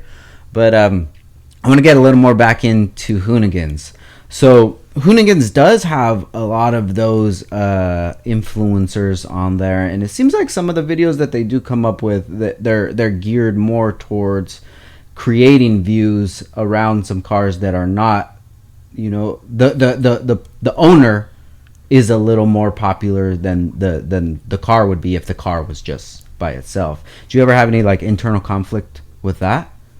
Yeah. my now that I'm not involved with Hooonigan, part of my separation agreement was not really to discuss it. Okay. I'm also like cannot really give a fuck about For it, sure. to be honest. So I'll be honest about it, and I will say that, you know, and this is not a diss on Hooonigan, but straight up, they're star fuckers like everyone else. You know, it's like you gotta troll for likes. You know, this guy or girl or this car or this name on that YouTube description, you're chasing that algorithm.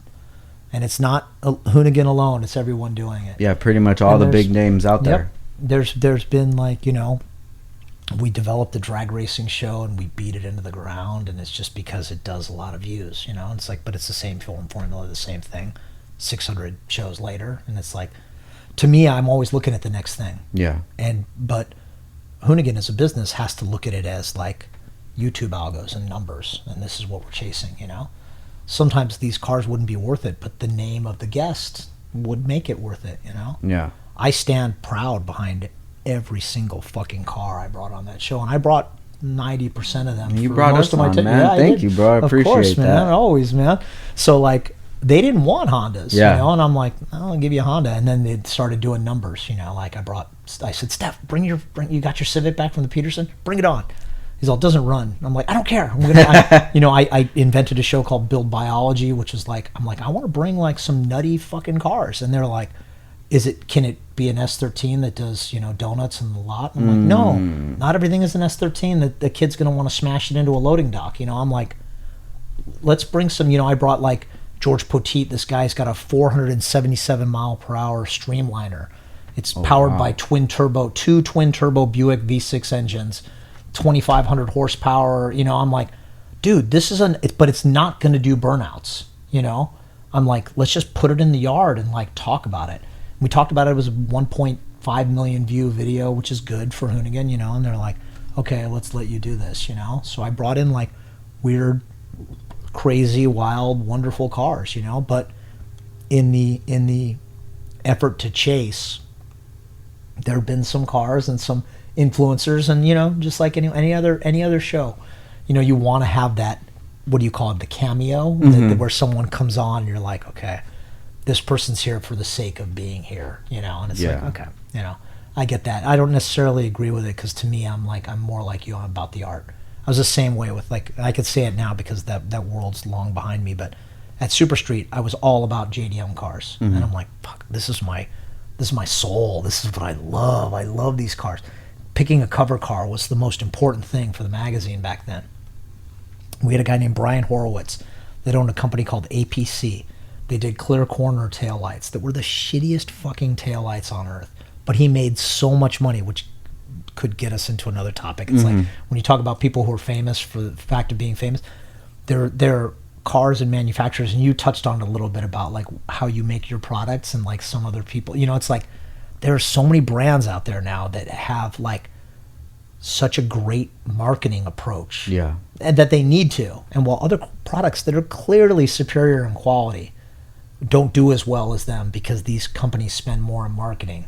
And that always bummed me out. And Brian Horowitz at APC was one of those companies. They owned the fucking world. They were in Corona, and they had a big giant warehouse, and they had all doors at Advance Auto Parts and Pep Boys and O'Reilly, all of that. And I'm like, oh my God, just watching them sell. This is the days before Amazon and Walmart. Yeah. And their stuff was so shitty. It would like when you'd wash your car, like water would get on the lens. Yeah, I remember that. Remember when you homemade your clear corners and everything, you know? So with those little lighting, covers and everything, I remember some buddies of mine owned a company called clearcorners.com, and I'm like, this looks like something that you get on those lights, you know? And they go, that's it. I'm like, what are you doing?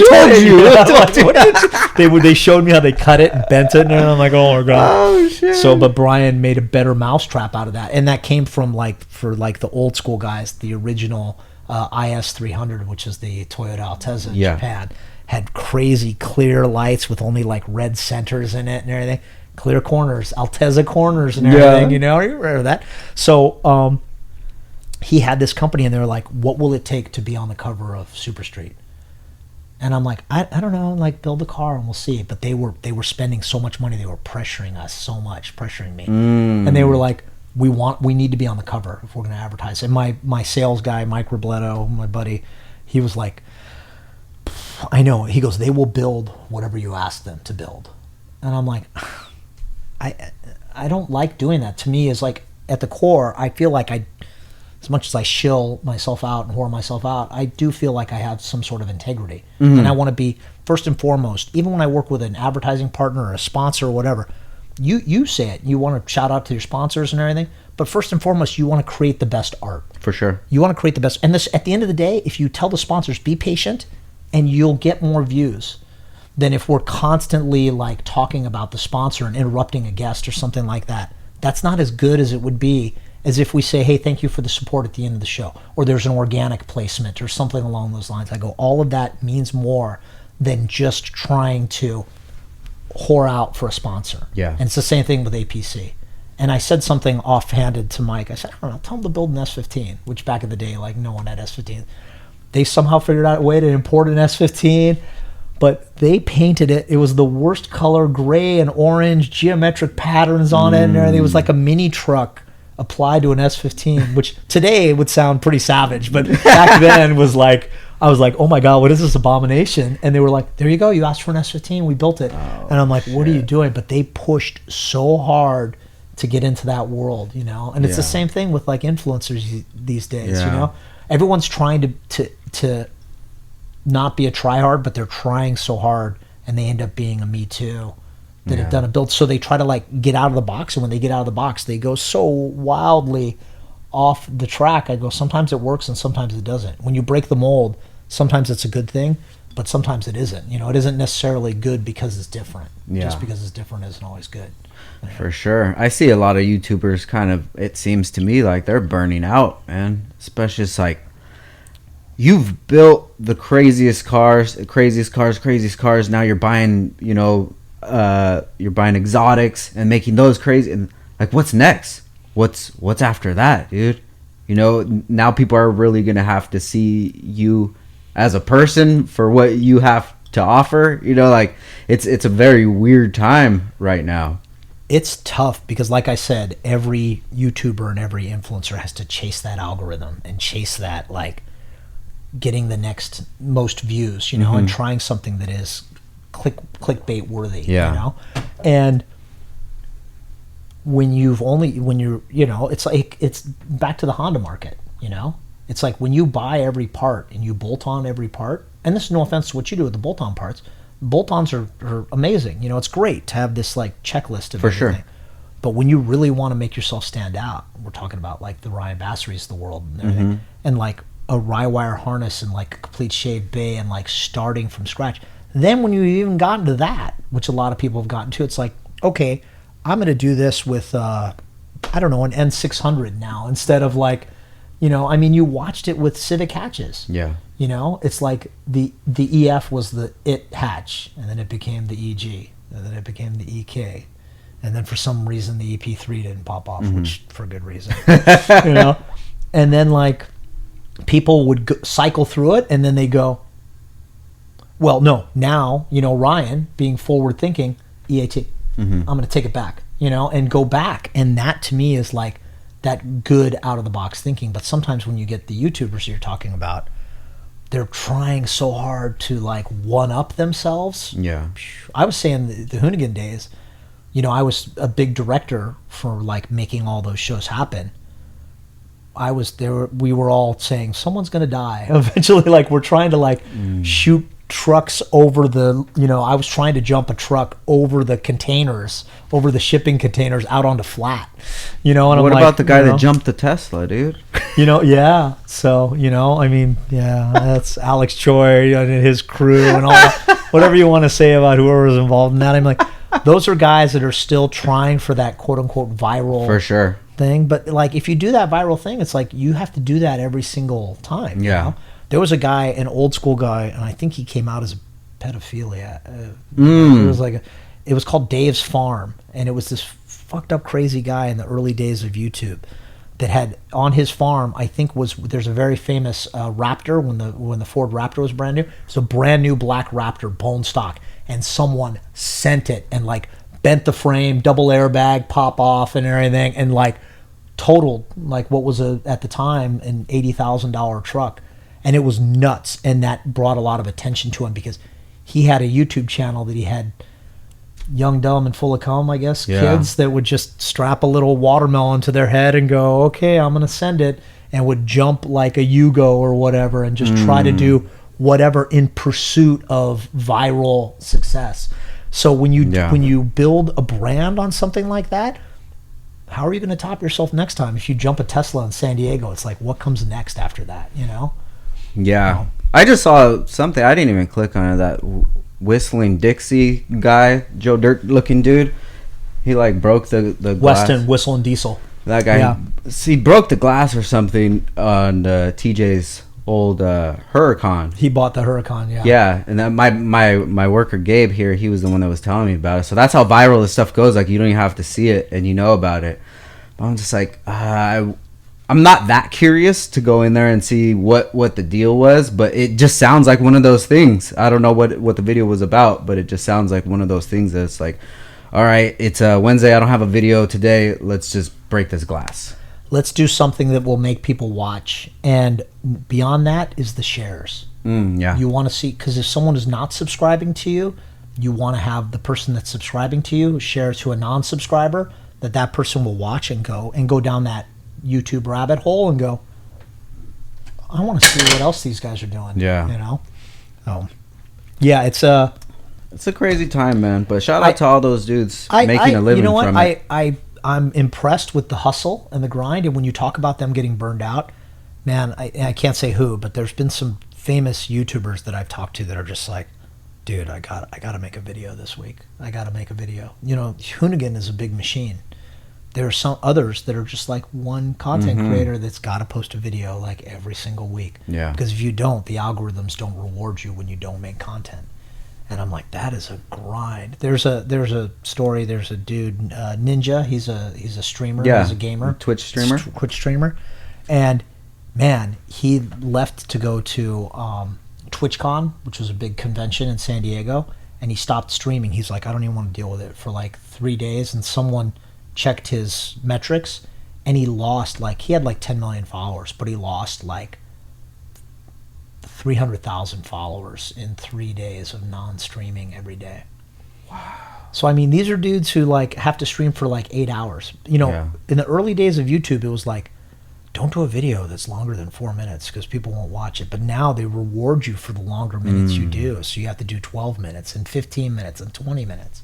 Yeah. I'm an old school guy. I look at YouTube right now and I'm like, I don't know if I want to invest like 19 minutes into a video about a whatever, you know. Yeah. That a lot of it is fluff, like I said about the way content creators like stretch it. Like after the break, you're going to see what we do next. And then there's an ad that pops up and they come back and they go, okay, he's going to do it. You ever seen like old school days, like when Evel Knievel would jump the fountains at Caesar Palace and everything? They would make that into a 1 hour show on primetime TV. And they're like, well, Elvis is in his camper right now. We can't wait to see. And they would like do a whole thing because the jump is like 30 seconds, you know? It's like, how do you make that an hour show, you know? It's the same thing with these things, you know? It's like, we're going to race these two cars. No, really, we're going to race them. You don't believe us? We're about to race these cars. And they do that for like 15 minutes. Yeah. And then the cars race. And you're like, oh, that wasn't really as exciting as I thought it would. And you see like people like just frantically scrub. Like everybody, like we all joked when we were in Hooonigan, was like our entire life is us going, you know, and then like, let's see the car race, you know. And like, you know, because people don't want to hear that shit. You know, they're like, what kind of engine is in that thing? And they're like, we talked about it. And they're like, oh, I didn't watch it. I just scrubbed through to the jump. I'm guilty, bro. I'm guilty of that. Usually when I'll see something I'll search videos for the BMW, and I'm just like, oh, what would my car do against this car? Oh, let me look it up. All right, BMW versus this car. BMW versus and then this one. Dude, one of them that I saw, it wasn't the BMW, but it was a Trackhawk, a Urus, and a Hellcat Durango. Oh man, who do you think got it, dude? Exactly. Which one do you think won? Hellcat Durango, Lamborghini Urus, or the Jeep Trackhawk? I give it up to the Trackhawk because I think people would mod the fuck out of a Trackhawk. No, I think they were all stock. Oh, stock. Yeah. Trackhawk. Urus. Dude, it was the Durango. No bro. way, Yeah, I dragged dude. both of those. Isn't that crazy? Dude, what's crazy is that when I was looking at the Urus, that it's the same as the Audi RS Q8, like almost the same exact car, just like different body panels. Exactly. But that's a sick car though. I like is. that one. It is. You ever get into exotics? Did you ever get that little tingle where you're like, man, see, this is me. If I ever day. invented Microsoft or Facebook or whatever, if that was my thing, like, man, in 2022, you know what I would do? I would buy a 959, an F40, a McLaren F1. I would do like the 80s and 90s era of supercars because that's where I came from. Got you. So to me, when I look at, right now, maybe a first gen Bugatti, but even that, I don't identify with the current era of hybrid supercars. Even, and this has come off as like a terrible supercar, but the XJ220, the Jaguar, the V6 one, Okay. to me, that's like sex on wheels, gorgeous car. I don't identify with like the current era McLaren, the Ayrton Senna version. I'm like, I'm not feeling it right now for the cars that are coming out, And so those were the supercars that I would get.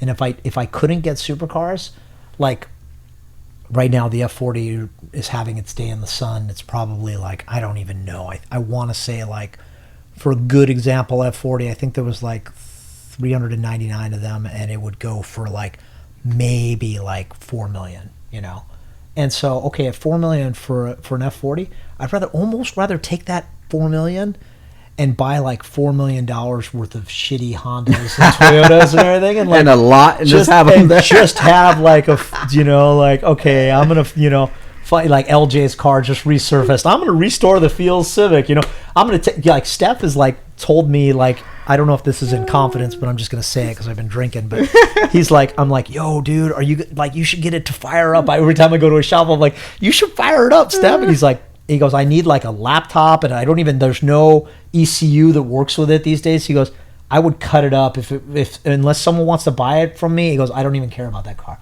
Like, I love that about him, but I'm also like, part of me wants to be like that guy Colton that I was telling you about from JDM Supreme.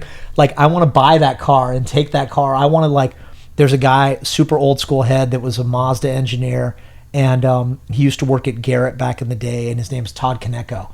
And he had an S30Z and a 510 with a 13B, old school Chevlons on them and everything. And I'm like, oh, those are like the pinnacle of like the old school Japanese cars that I would really, really want and everything. And like that sort of thing. I'd buy like a Mark IV Supra and like put 2,500 horsepower in the 2J, even though it'd be a stupid amount of money to spend. That's what I would spend my $4 million on. So as much as I love exotics, like, and it comes back to like, and this is such a shitty, terrible, cliche line, but like Paul Walker and Vin Diesel, when they finished the Supra, and it's like gaudy orange with the gladiator arm on it and everything, and like they pull up next to the guy in the 348, and he's like, Paul Walker goes, "That's a nice car, bro."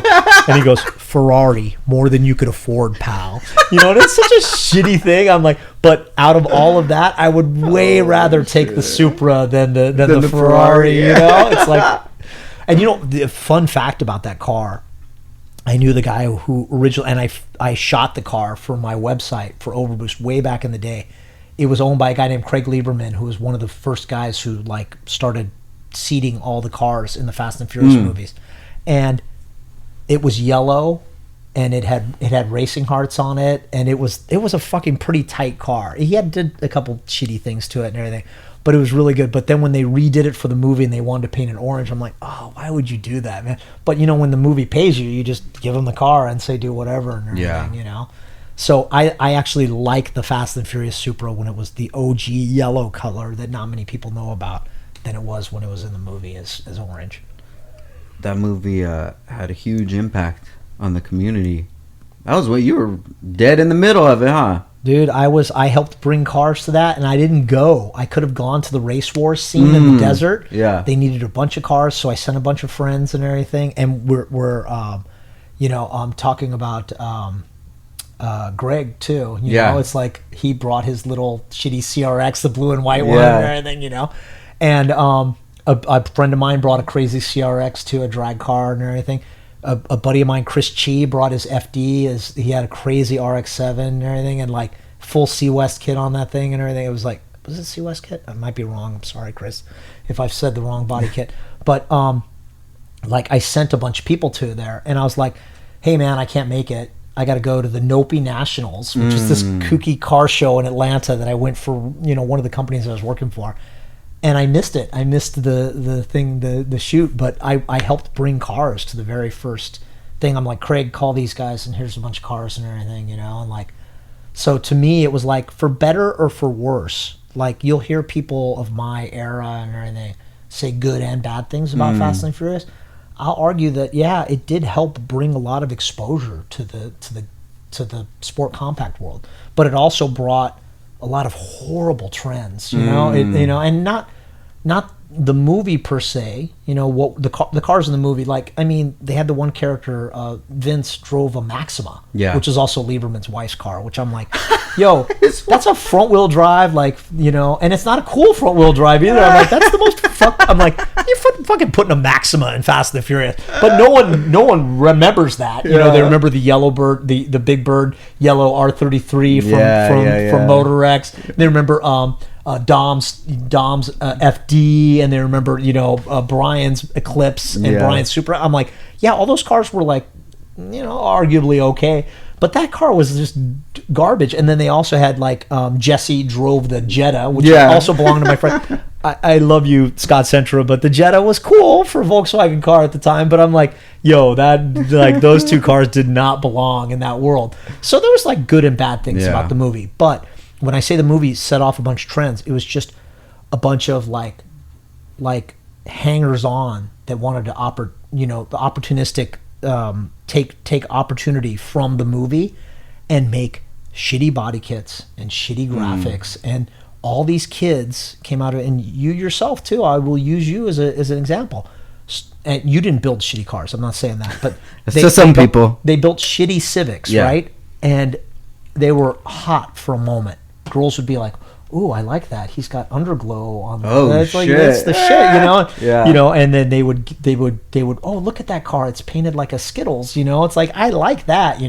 But it quickly faded from the limelight to where, like, if you show up with like a Civic with a combat wing, like in college after you were rocking it in high school, college girls would be like, "You don't drive a BMW." And I think that's what popped off the whole Euro trend. And look at you. You went from Honda to BMW. Yeah, it's for sure. Like, so it's like people were like, do I want to be seen driving in a little like shitty Civic with a shopping cart wing and a fucking fart can exhaust? Or do I want to be seen in a BMW with a Dynon exhaust that sounds cool and it's tastefully lowered and the wheels are... And boy, everything's more expensive, but this is what I want to do to step up my game, because at the end of the day, guys are just trying to get, girls to an extent back in the day to like them. But it's funny, like everybody, all of us built cars back in the day, and Hurt was the one who coined this phrase, but it's like, I try so hard to make girls notice me in my car, but all it is other guys noticing me, right? It's like, yo, bro, I like your car. I'm like, well, I wish your girlfriend liked the car, but she could care less, so like, shout that's out the to thing. Hurt, man. Oh yeah. But yeah, about the BMWs, you see people go to BMWs, you see them go to Porsches, and it's just my wife, she actually worked at Rusnak BMW. Oh, I know that. Here in Thousand Oaks. And she would always tell me, you got to check out the M's. You got to check out an M car. And I didn't know shit about BMWs. Anything.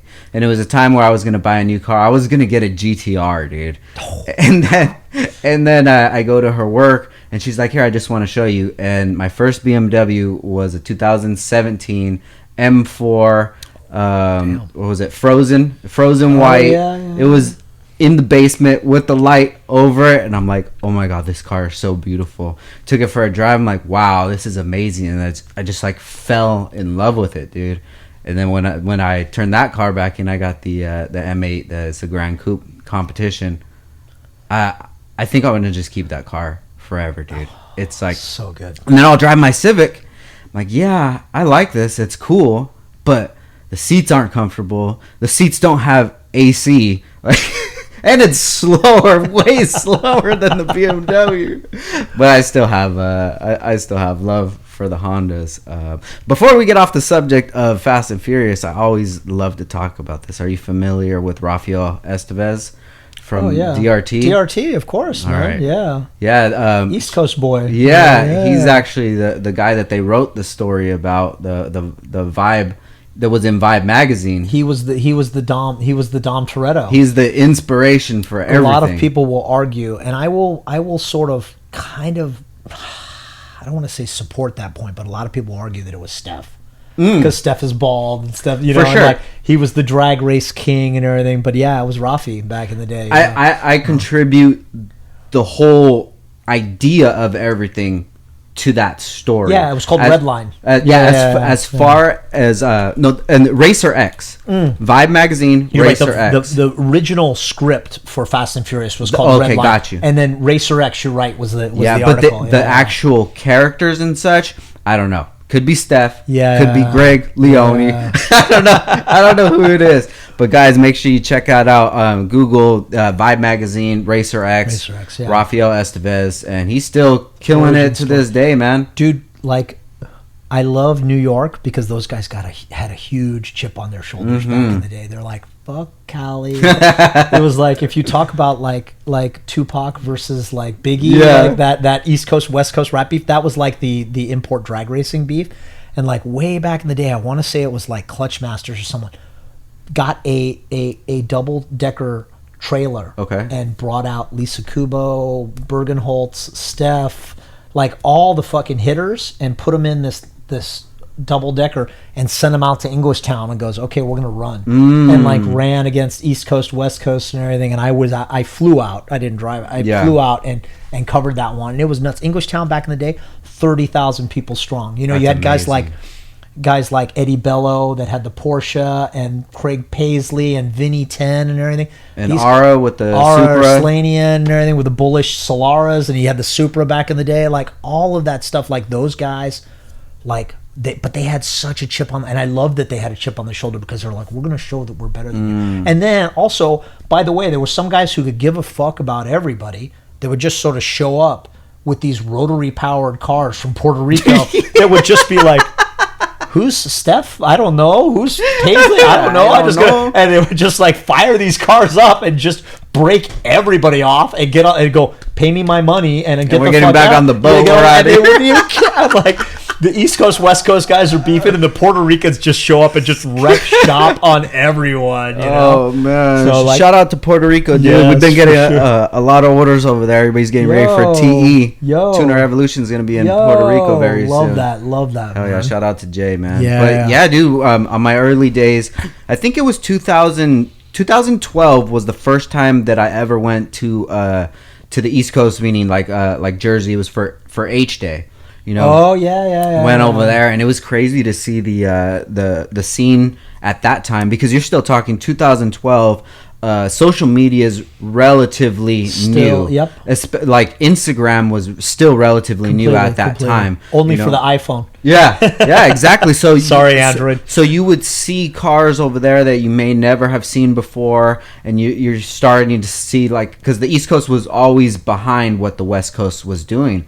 But then it stared to catch up, and the gap started to get smaller and smaller. And I think that's because of social media and everything, because people would see things more than waiting for a magazine to come out like 3 months later. Yeah, dude, and I kind of saw the growth of what was going on there, dude, and it was amazing to see. And then you got to see like the death of E-Town, dude, and I was there some of the last times that they had events there, and it was amazing just to see the stands full, and just the energy that the East Coast does have and still does to this day. With racing. It's you're racing at the track, or you're racing on the freeway watching a Thai Boogie video or something like that. Like, it is insane, man, and it's commendable to them for sure. Man, I am blanking on the thing, but it was a back in the days of VHS when magazines were king.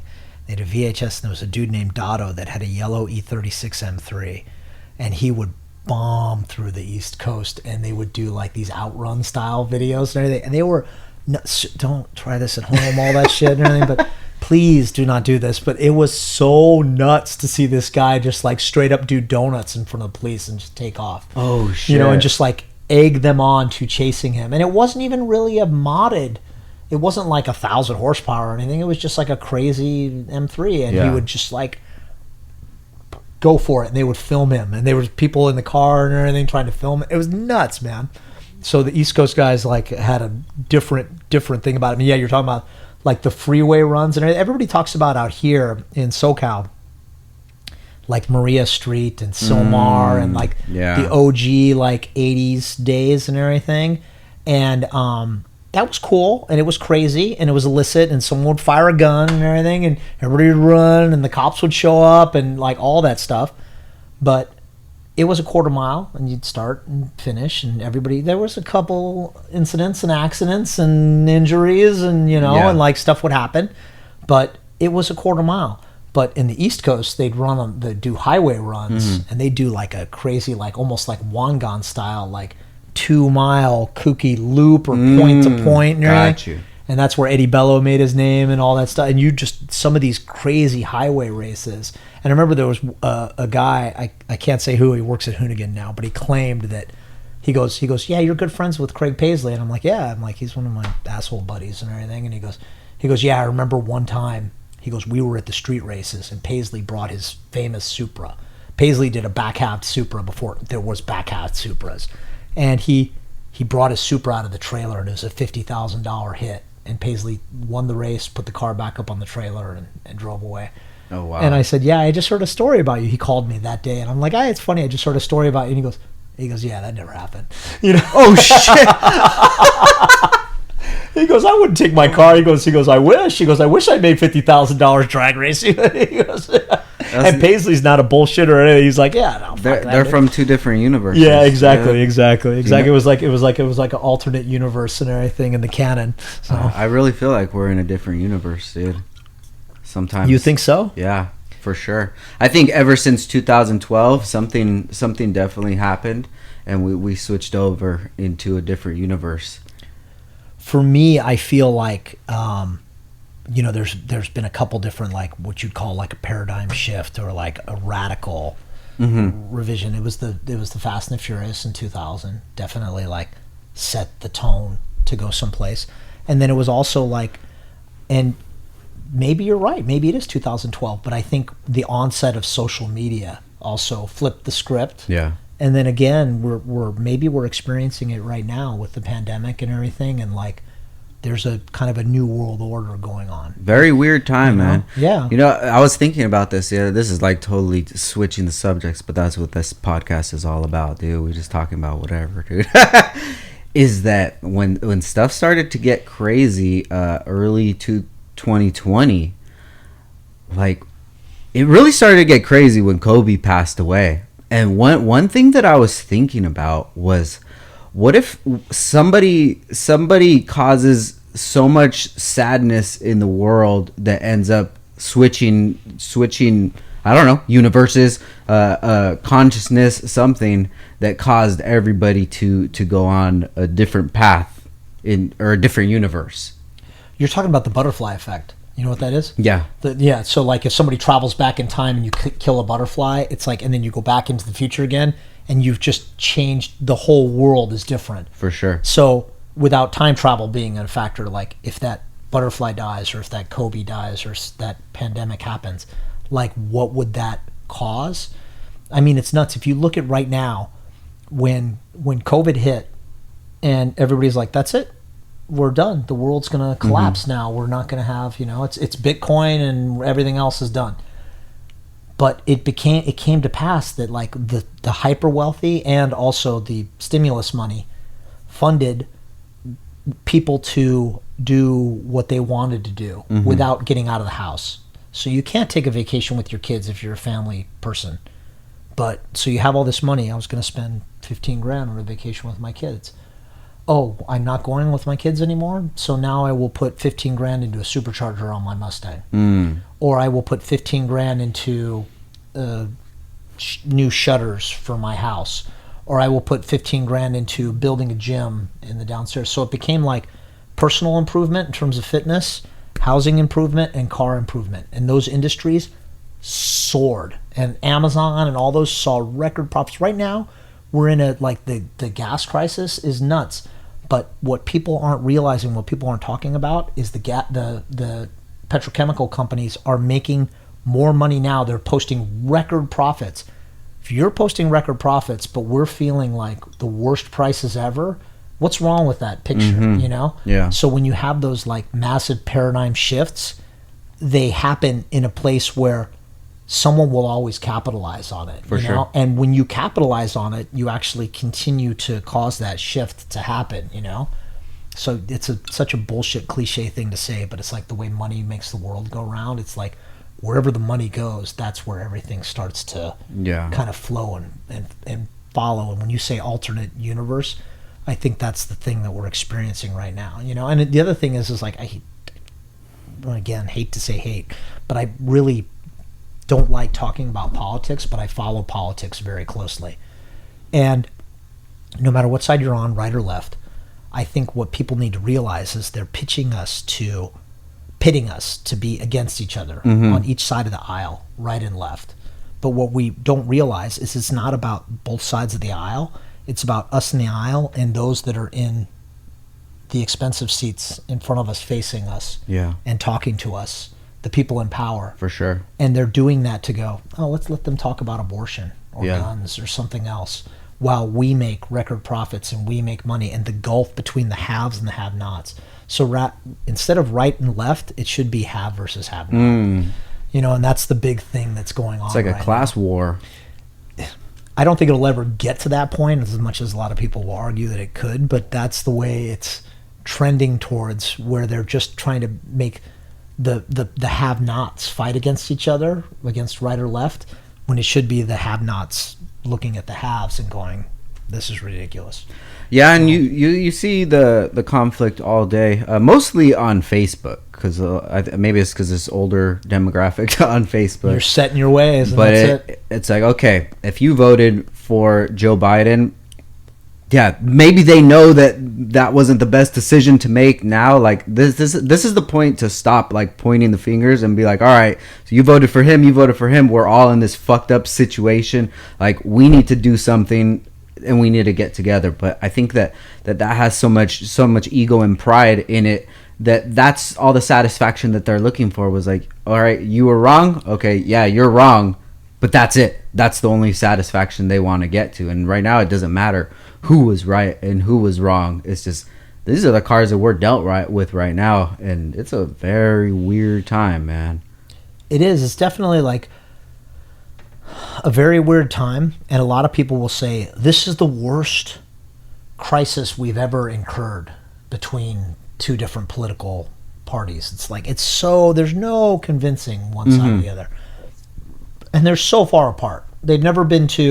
We haven't been to let's agree to disagree in a long time, right? Some people say this is the worst it's ever been. I'm like, has it been the worst it's ever been? Because we've had slavery, and we've had a civil war, and we've had, like, that's kind of the worst it's ever been. So in modern era, it does feel like we're drifting apart and everything, but we have to recognize that it's not the worst it's ever been. I hope we could come together for the future, but it bums me out, because a lot of the have-nots that are on one side of the political fence are saying, this is what we believe, and it's got to be this and that. And I'm like, that's not going to help you in the long run, you know? Yeah. What's going to help us is, like, I not to get political, but like the taxing structure right now in the United States is so fucked up, you know? It's like there are people that make so much money that they pay less in taxes than what you and I pay, in terms of a percentage, because they're smarter than us and they're wealthier than us, and they can build shelters beyond what we can. If everybody paid their fair share, we could have, subsidized university, subsidized healthcare, all of that, which they make us argue that, that's socialism and that's bad. There's autocratic socialism, which is bordering on communism, which is terrible. But the socialism that we're talking about is every other first world country enjoys that. In Germany, in Canada, they have healthcare and everything, and it's not even a thing. Yeah. Meanwhile, if you don't have healthcare and you have to get a prescription med, you're looking at like $170 for a bottle of pills. I'm like, in what world is that okay? How are we the first world country, the leader of the world, and we're paying $170 for pills? We're the biggest consumer of all this all these pills, but yet we pay more than everyone else. But because the haves don't want to pay their fair share in taxes, and when I say fair share, I mean if everybody just paid 10% of their income, it would be fine. But they're like, my 10% is millions of dollars. To your 10%, that's dozens of dollars. Not yours, but maybe mine. You're doing better than me, Frank. I wish it was dozens. So like, you know, our 10% is much less than their 10%. They're like, I have privatized healthcare. I send my kids to private school. I'm like, yes, but how did you make your wealth? Did you make it on the backs of people that work for a company of yours? Those people need that healthcare. They need that public schooling. All of us use the roads. All of us use the fire department. All of us use the police department. I'm like, everybody is, you know, I wouldn't mind paying a little bit more in taxes if everybody got their fair share out of it. Or if you knew where it went to. Yeah, exactly. That's the other thing. When you get with the government too, you know, they're like, oh, well, X lobby or Y lobby is going to pay me this much to get me elected and put me in power. So I'm gonna enact laws that support their mission that may not be the best for the future of the country. But for me, I get paid. For sure. You know, and it's like, so it's a huge problem, and it bums me out, especially as I get older and I start thinking about it. I'm the guy on Facebook that's like doing the rant and everything. Yeah. So it's like I try not to be, because I'm like, I try to be progressive and I try to understand what every side is thinking. I try to watch like all levels of news and educate myself and all different facets of information that I can ingest, because everyone has a bias and everyone has like a way that they're going to report something. And I do the same thing with cars. When I see something about a car, I want to see it, or I want to see something in the space, or I see a product, I hold my judgment before I hear someone say, oh, that's terrible, or that's the best ever. You know?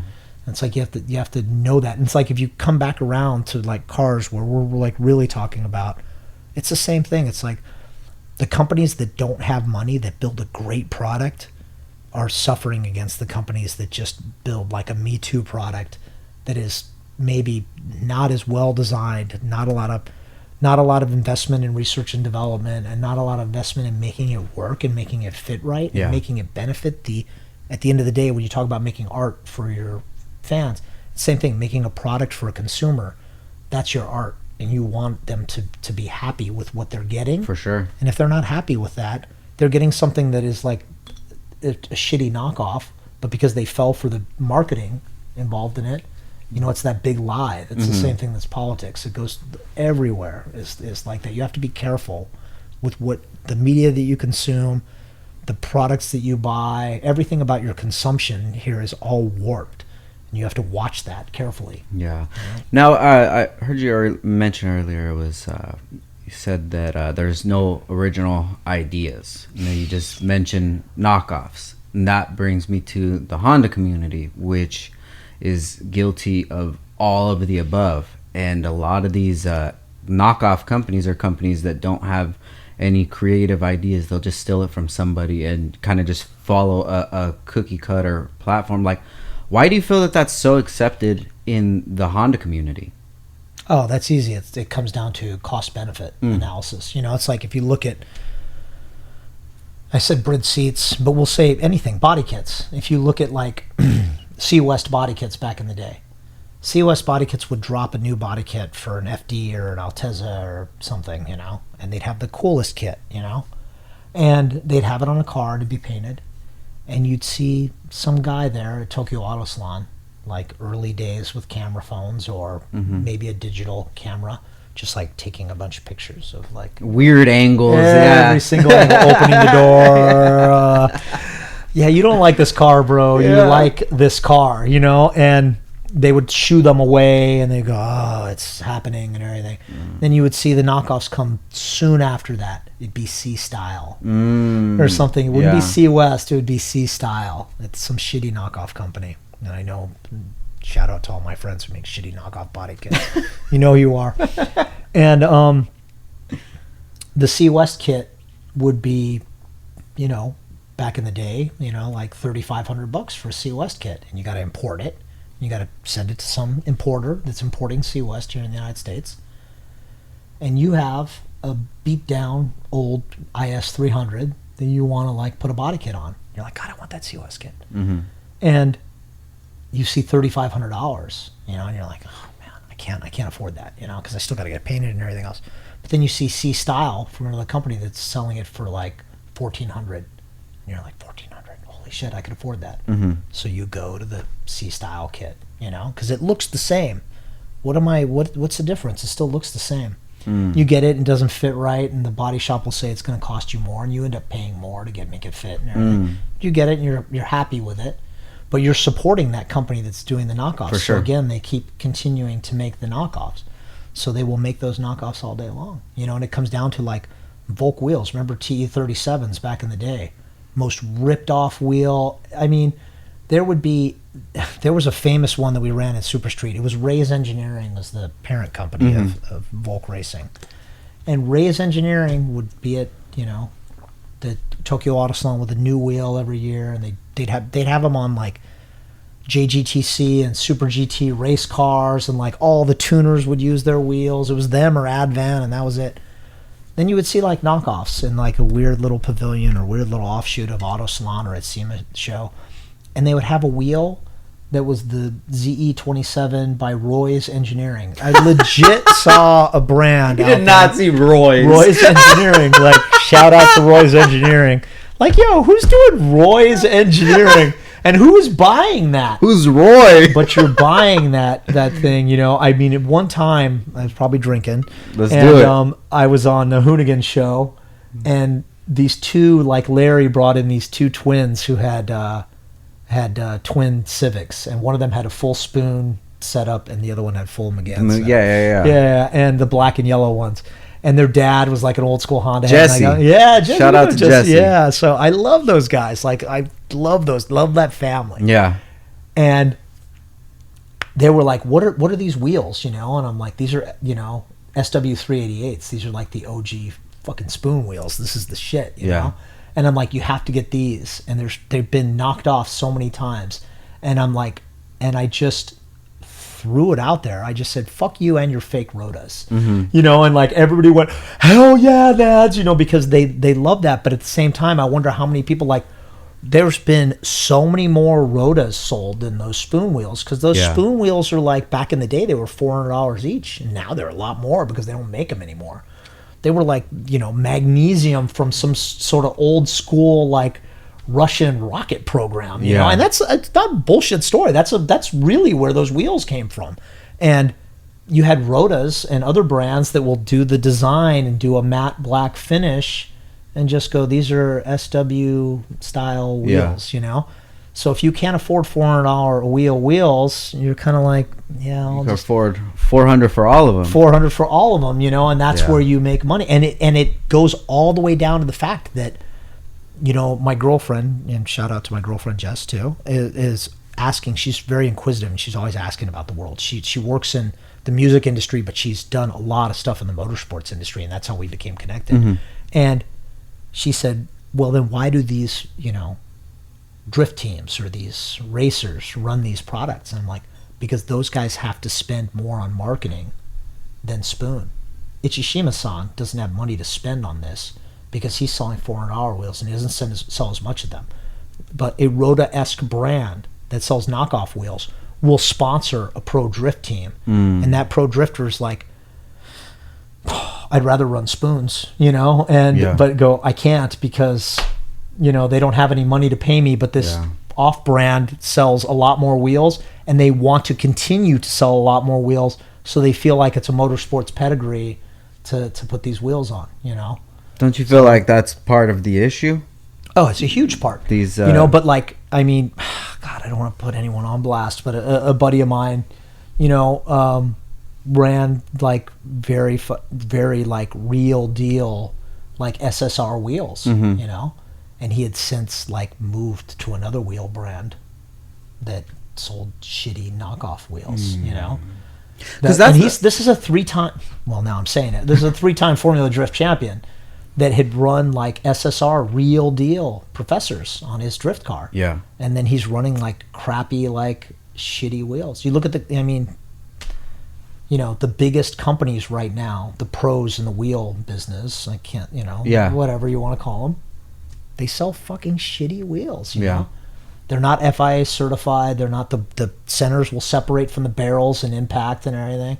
You take a hit on a Volk wheel, and that wheel dents. You take a hit on these shitty wheels, and the barrel separates from this. And you see it all the time. You've seen those posts and everything, you know. Yeah. Tried to buy Volks, ended up with Roy's Engineering. Shout out to Roy. He's a hustler, dude.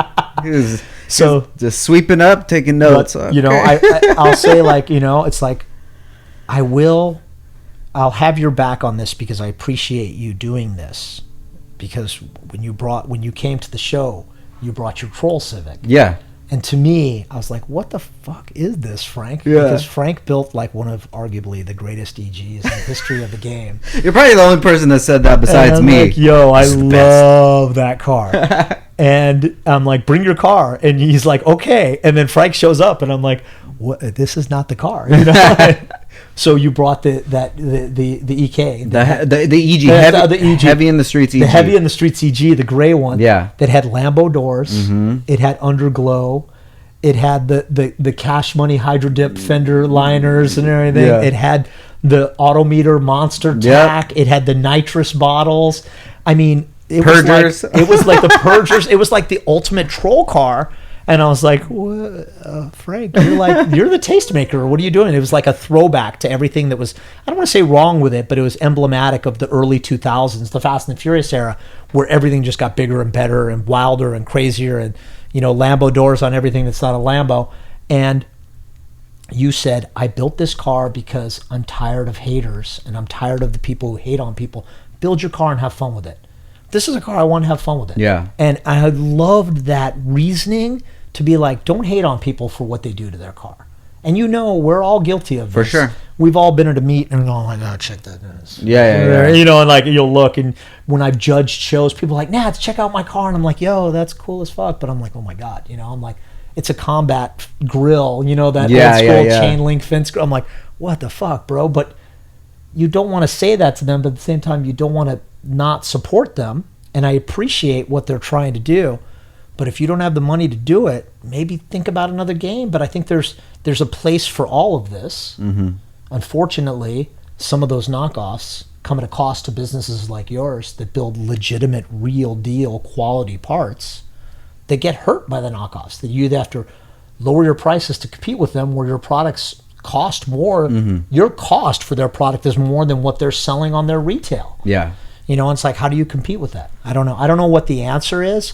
I know that me as a fan and as a long time member, or if you want to call it, of this industry, will say, I believe that there shouldn't be a place for them, but unfortunately there is. I'm hoping, like, you know, I'll just say it, like Enkei wheels, not the best wheels, but also not the worst wheels. Yeah, they're a quality, affordable wheel. Titan 7, shout out to my boy Eddie Lee, like making good, you know, forged wheel that is not quite a Volk, but more affordable for the everyman, you know? It's like those brands are making moves and making things that can be a viable option for you if you can't afford to get the Brid seats and the Takata harnesses and the, you know, the whatevers. No, I feel you, dude, and I really feel conflicted too, because at one point of it, I feel like when I built my Civic, like, yo, build whatever you want to build. But then on the opposite side of it, as being a creative, you know, I don't look at what we sell at Downstar as, oh, this is just something I can make money from. It's literally like pieces of artwork that we put up. So I always say, when you're like, if you're drawing a picture, you have a pencil and we're giving you all the colors that you want to create whatever you want to create. So these are the things to help you get to your final vision. And it's not even more to like the competition or the knockoffs that it really has an effect on the business, but it's kind of like it bothers me in a way that I have so much love for this community, and then just seeing it so accepted, like on you know, like you're saying, Formula Drift guys, a big influences in the community, or these big YouTube channels, and this episode is brought to you by Bang. I'm not even gonna say the name of the company because I don't want them to knock our stuff off, but it's like, I lose so much respect for these people because you're supporting somebody who literally stole somebody's idea. And it doesn't matter to most people because they've probably never had an idea Completely. that they've created something and it's done anything. It's taken off, it's sold, or what have you. But when you do those sort of things, when you do something that has maybe been done before, everything's been done before, but maybe not in certain demographics. And when somebody does something in a certain demographic and then someone else sees it and they knock it off, and then maybe they have more money because their integrity level is so low that they'll copy everything, put it on every sort of platform, and sell it for, they're only making whatever 25% on it, but they're making 25. It's like you're making 25% on something, but you're selling hundreds of thousands of them. You're still going to be making money. And now somewhere in all of this weirdness, you get a post from Rhoda talking down on another company for copying their wheels. Like, what world? What world are we? What universe is this? We're talking about knockoffs. We're talking about the knockoffs, dude. Yeah. I think that like it really just bothers me from, a creative standpoint. And I understand how it wouldn't bother you if you're not a creative person, if you're not a business owner. But it's just, I guess it's just something you just got to deal with. The only thing that's very confusing to me is that like people are so prideful about their builds and what they create, and then from them being able to justify creating it with a product or intellectual property from somebody else and just being able to justify it by, well, it was cheaper, then I get to the point where it's like, well, maybe you should just work harder to get something, to be able to support people that are actually in this industry, going to these events, like Steph, like taking notes and trying to figure it out, trying to figure out the lane to make it in. But it's like the age-long battle, I guess. I can't say this enough, but I'm such a old school guy, and I did paintball, but my kid's getting into it now, and she does airsoft. So I'm like, what's airsoft? And she's like, it's like little pellets instead of like paintballs. And I'm like, well, what do you do when you hit someone? She goes, well, it's like an honor system. I'm honor system? You got to have like a splat of paint on you to know, like, come on, man. I'm like the OG about it, And she's like, no, I want to. So I took them, they're in Colorado, but they came down to LA to visit, and I took them to go to an airsoft shop. And the guy, he was a sales guy, so he's selling them. And he said, here, she says, I want this gun. I know the gun that I want, and I want to spend this much on it. And he goes, yep, I got it. We have that gun for $150. He goes, here's a $150 gun. Feel it, hold it in your hand. It's plastic, And she goes, okay, yeah. And she plays with the trigger and does it. And then he goes, here's this gun. This is $250. It's aluminum, And she feels it in the heft in her hands, the quality of the build. So it's like the quality is better. So be it cars or airsoft or bikes or anything that you're into, you have to be able to pay for the quality that you want and reward those companies who make quality products. And if you're looking for doing it all for the gram or the steez or the flex or whatever it is, you're not going to get that with knockoff brands. People will, like, when I judge car shows, they'll look at me and they'll go, well, what do you think? And I'm like, it's just not right, And I mean, at the core of it, I talked about this earlier, like the Honda world was built on bolt-ons. So you build, you work on like swapping the engine that you want or bolting on the wheels that you want. When you bolt on those parts, if you want whatever it is, respect or likes or clout or whatever it is, you're not going to get that from shitty parts, And I don't know what the solution is, It's like either more patience, and get to that point where you need to get the parts you want to get, and do it like that. The other thing that bothers me is when kids on the other end of the spectrum will say, this build took me 3 years to build. I'm like, no, it didn't. It took you 3 years to save the parts for that. I got respect for you. I'm not going to hate on you. But dude, oh shit, you're working your job and you had to save, like, in 8 months I'll have the wheels, and in another, like, I'm gonna do the paint and body. So I'm like, it didn't take you three years to do a body kit and wheels and tires, but I'm not going to hate on that because you're trying to get to that point legitimately, however you need to do it. And you know what? Like people who hate on that and go, well, it's not fair. I don't make enough money and I'm not rich like this kid or this guy. And I'm like, a lot of these people I know, I don't want to throw Leon Casino under the bus, but he's not a fucking wealthy man. Yeah. But that guy, he's got kids and he's a good dad, and he supports. Shout out to Leon for being an old school BMXer too, because nice. He's got his old school BMX bikes too. So he spends his money wisely on supporting his passions and does it with quality parts. You know, and it's like, so you could either be like Leon or you could just like get there quick. And I think, and again, old man rant, but like, today's generation wants to be like, how do I pop off right now? Yeah. How does my car pop off right now?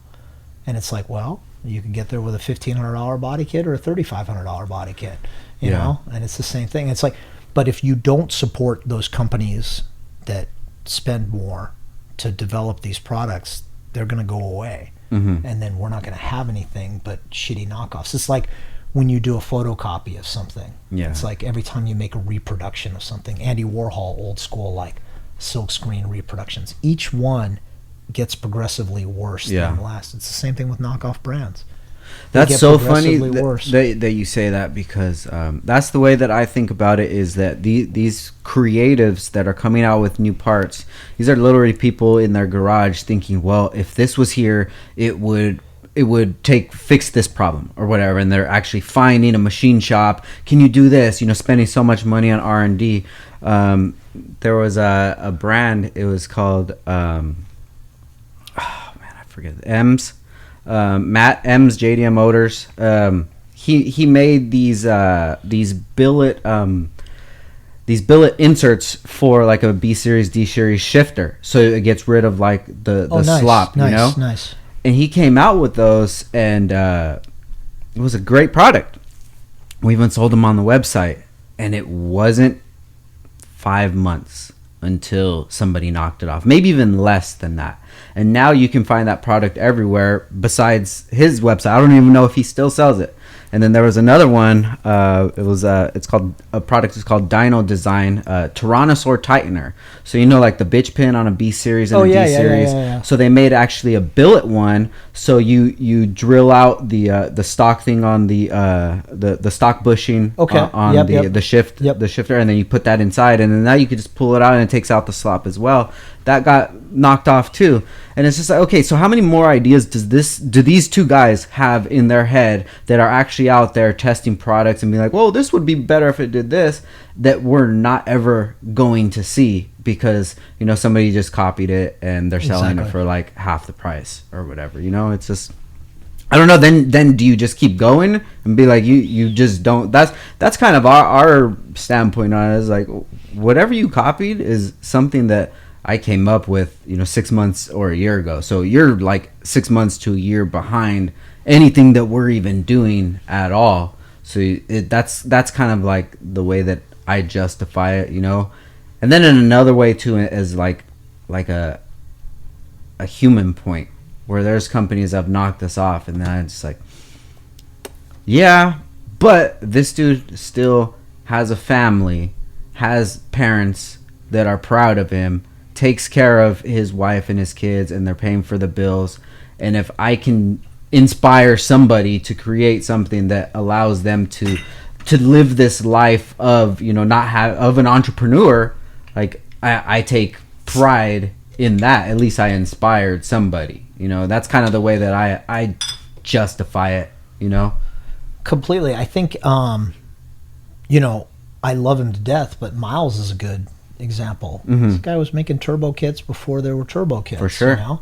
And he did Rev Hard kits. Yep, Rev Hard. Yeah, Yeah. And I know he was on the show and everything, and like, but Miles is not a rich man. Yeah. He didn't make millions of dollars, on these kits and everything. But yet there are other companies that are making them in the turbo. And I tease him all the time because back in the day, man, you ever seen a Rev Hard manifold? Yeah. You put that on a table and it'd be like, yo, dude. But he was doing his thing, and he was innovative, and he was out there, Yeah. So you talk about like who invented the automobile. It's debated between Ford and Daimler Benz and Mercedes, but when you talk about that, you're like, well, those two were the companies.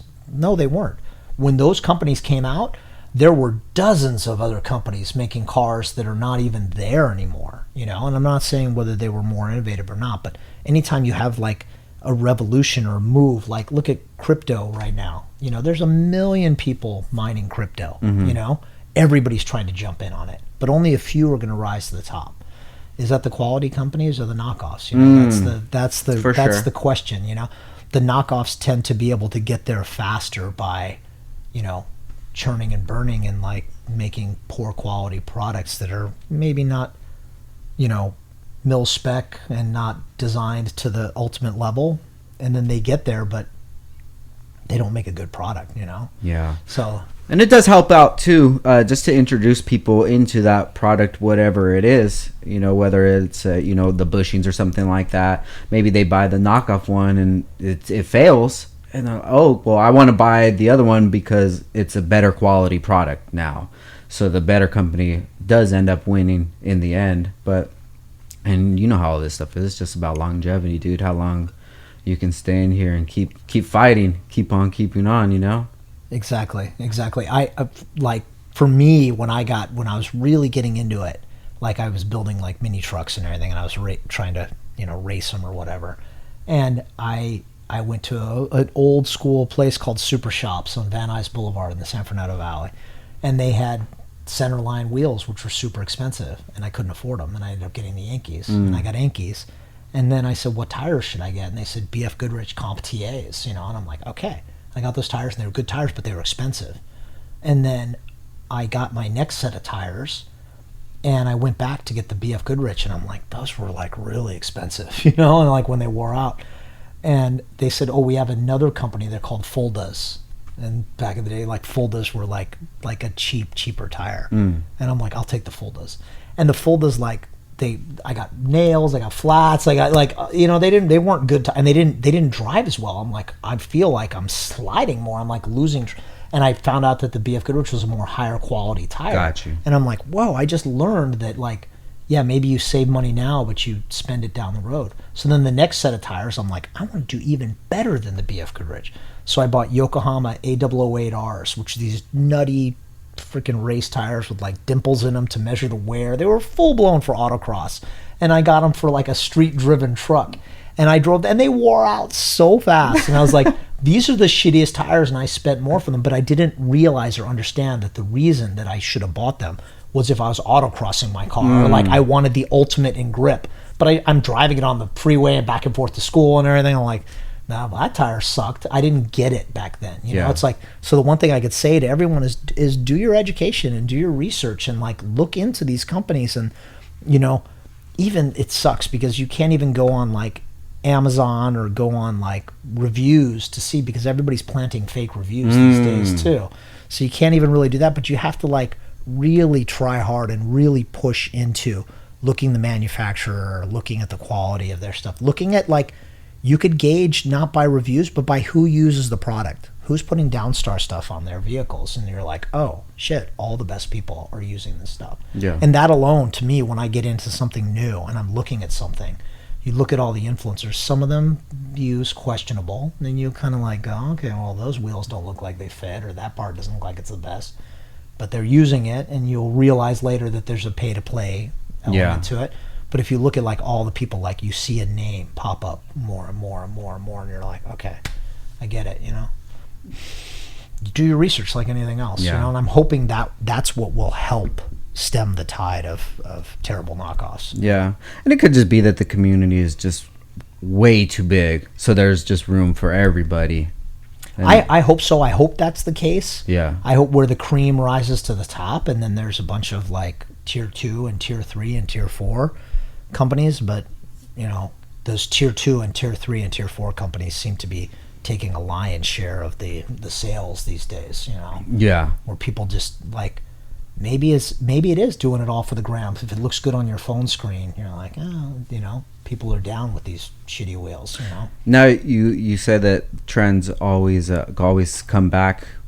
Obviously they would go. Do you feel like this kind of way that we consume content social media and things like that, and just having such a short attention span, do you feel like this is a trend, or this is just the way that society is now, for now on?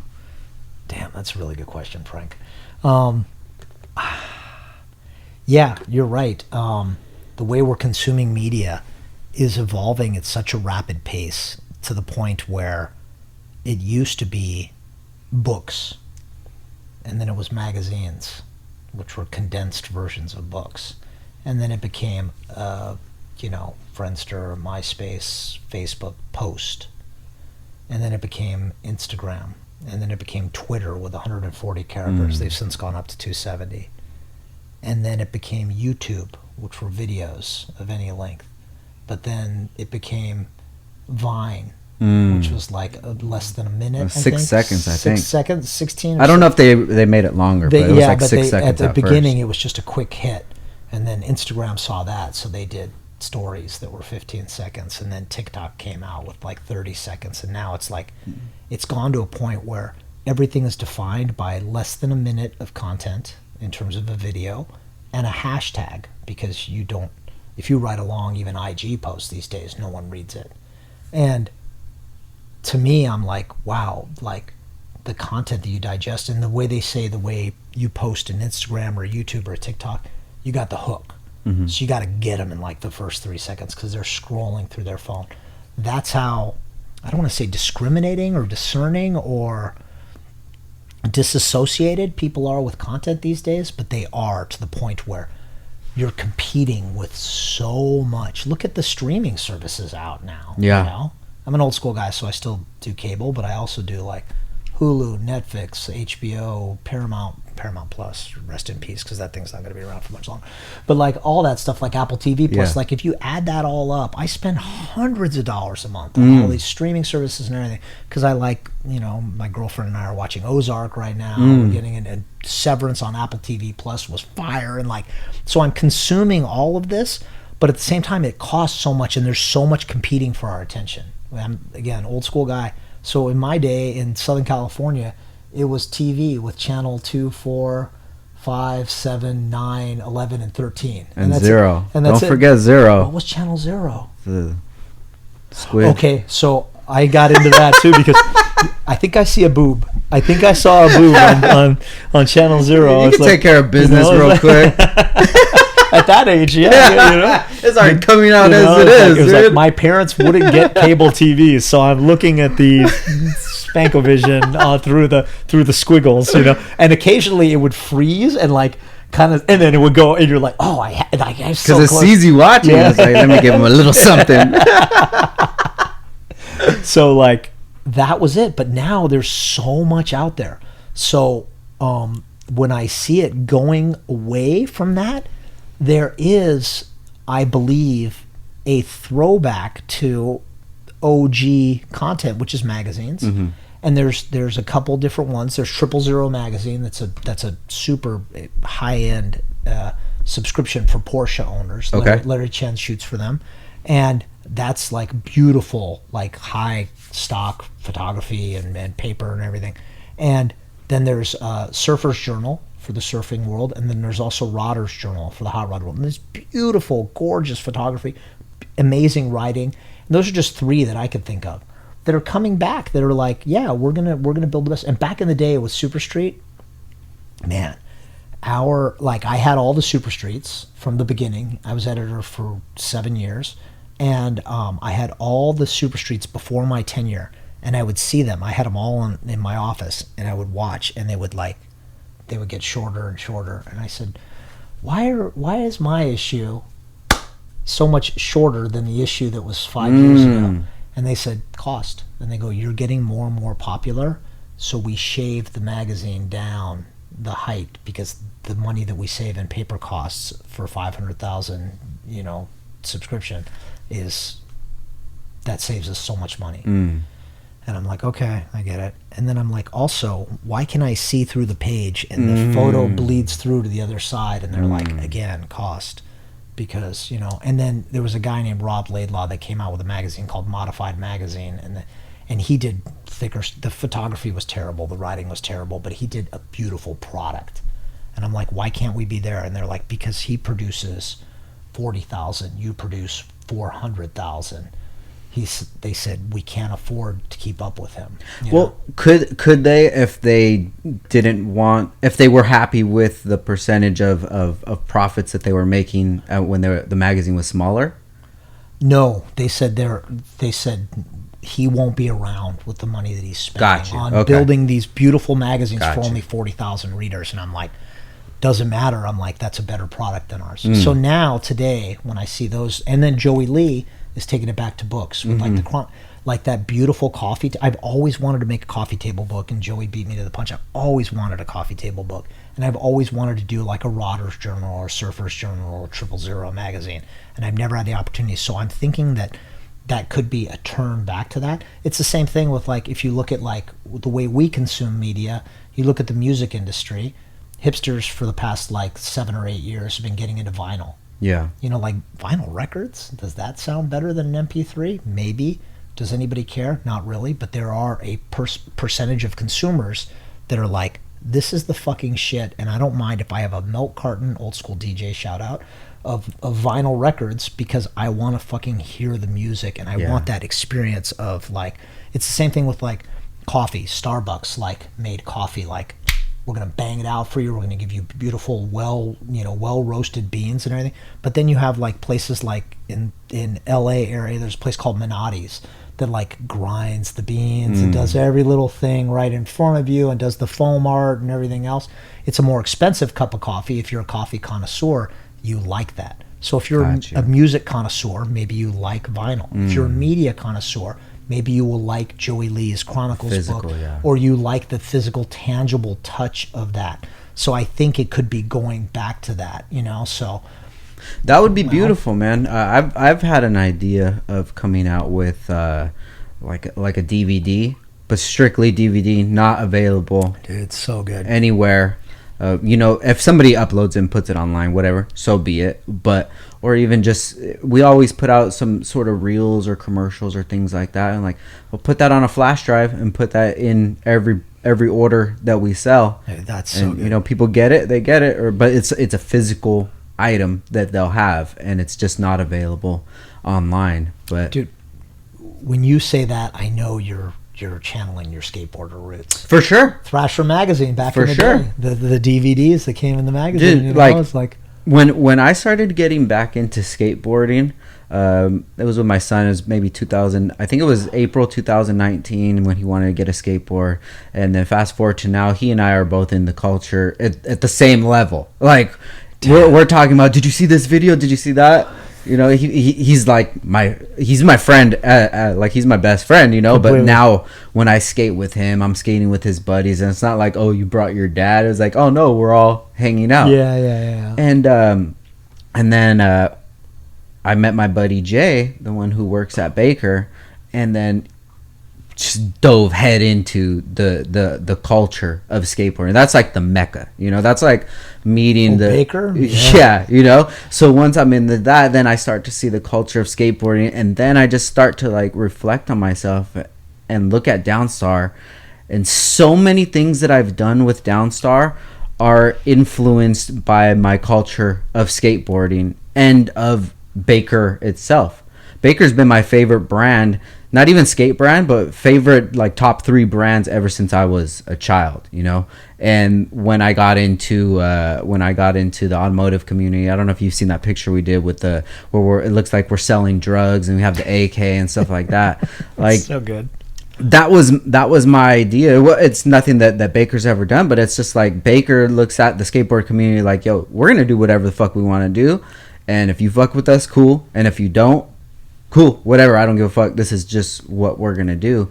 And then when I recently reflect on it, I'm like, man, that's crazy how much of a, unbeknownst to me, that the community of skateboarding had an influence on my life itself. Completely. I think there's so many parallels, and not only just the Honda market, but the automotive aftermarket on the whole. For sure. It's like, if you look at NASCAR, it started with like moonshiners. If you look at like hot rodding, it started with like illegal street racing. Same with the Honda world and everything.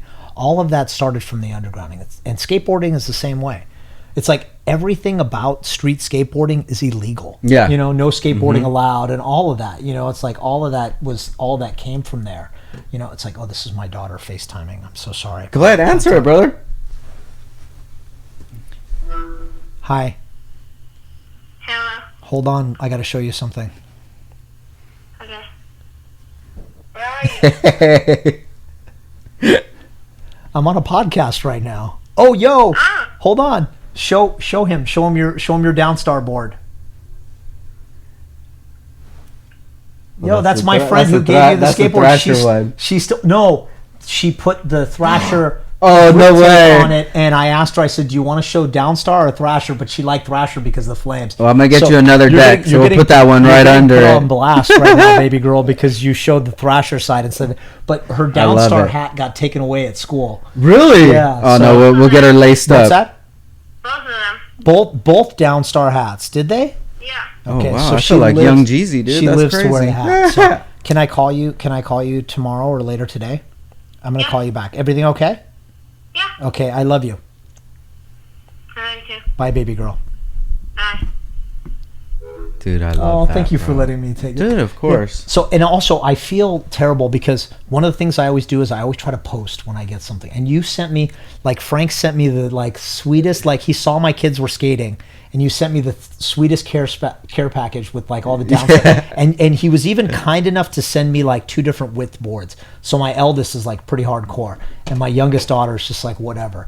So she's like, I want to skate with a narrower board. And you sent me, like, an 825, Yeah, 850. And then she's like, okay, let me stand on it and everything. My other one's like, I don't care, I'll take the whatever one.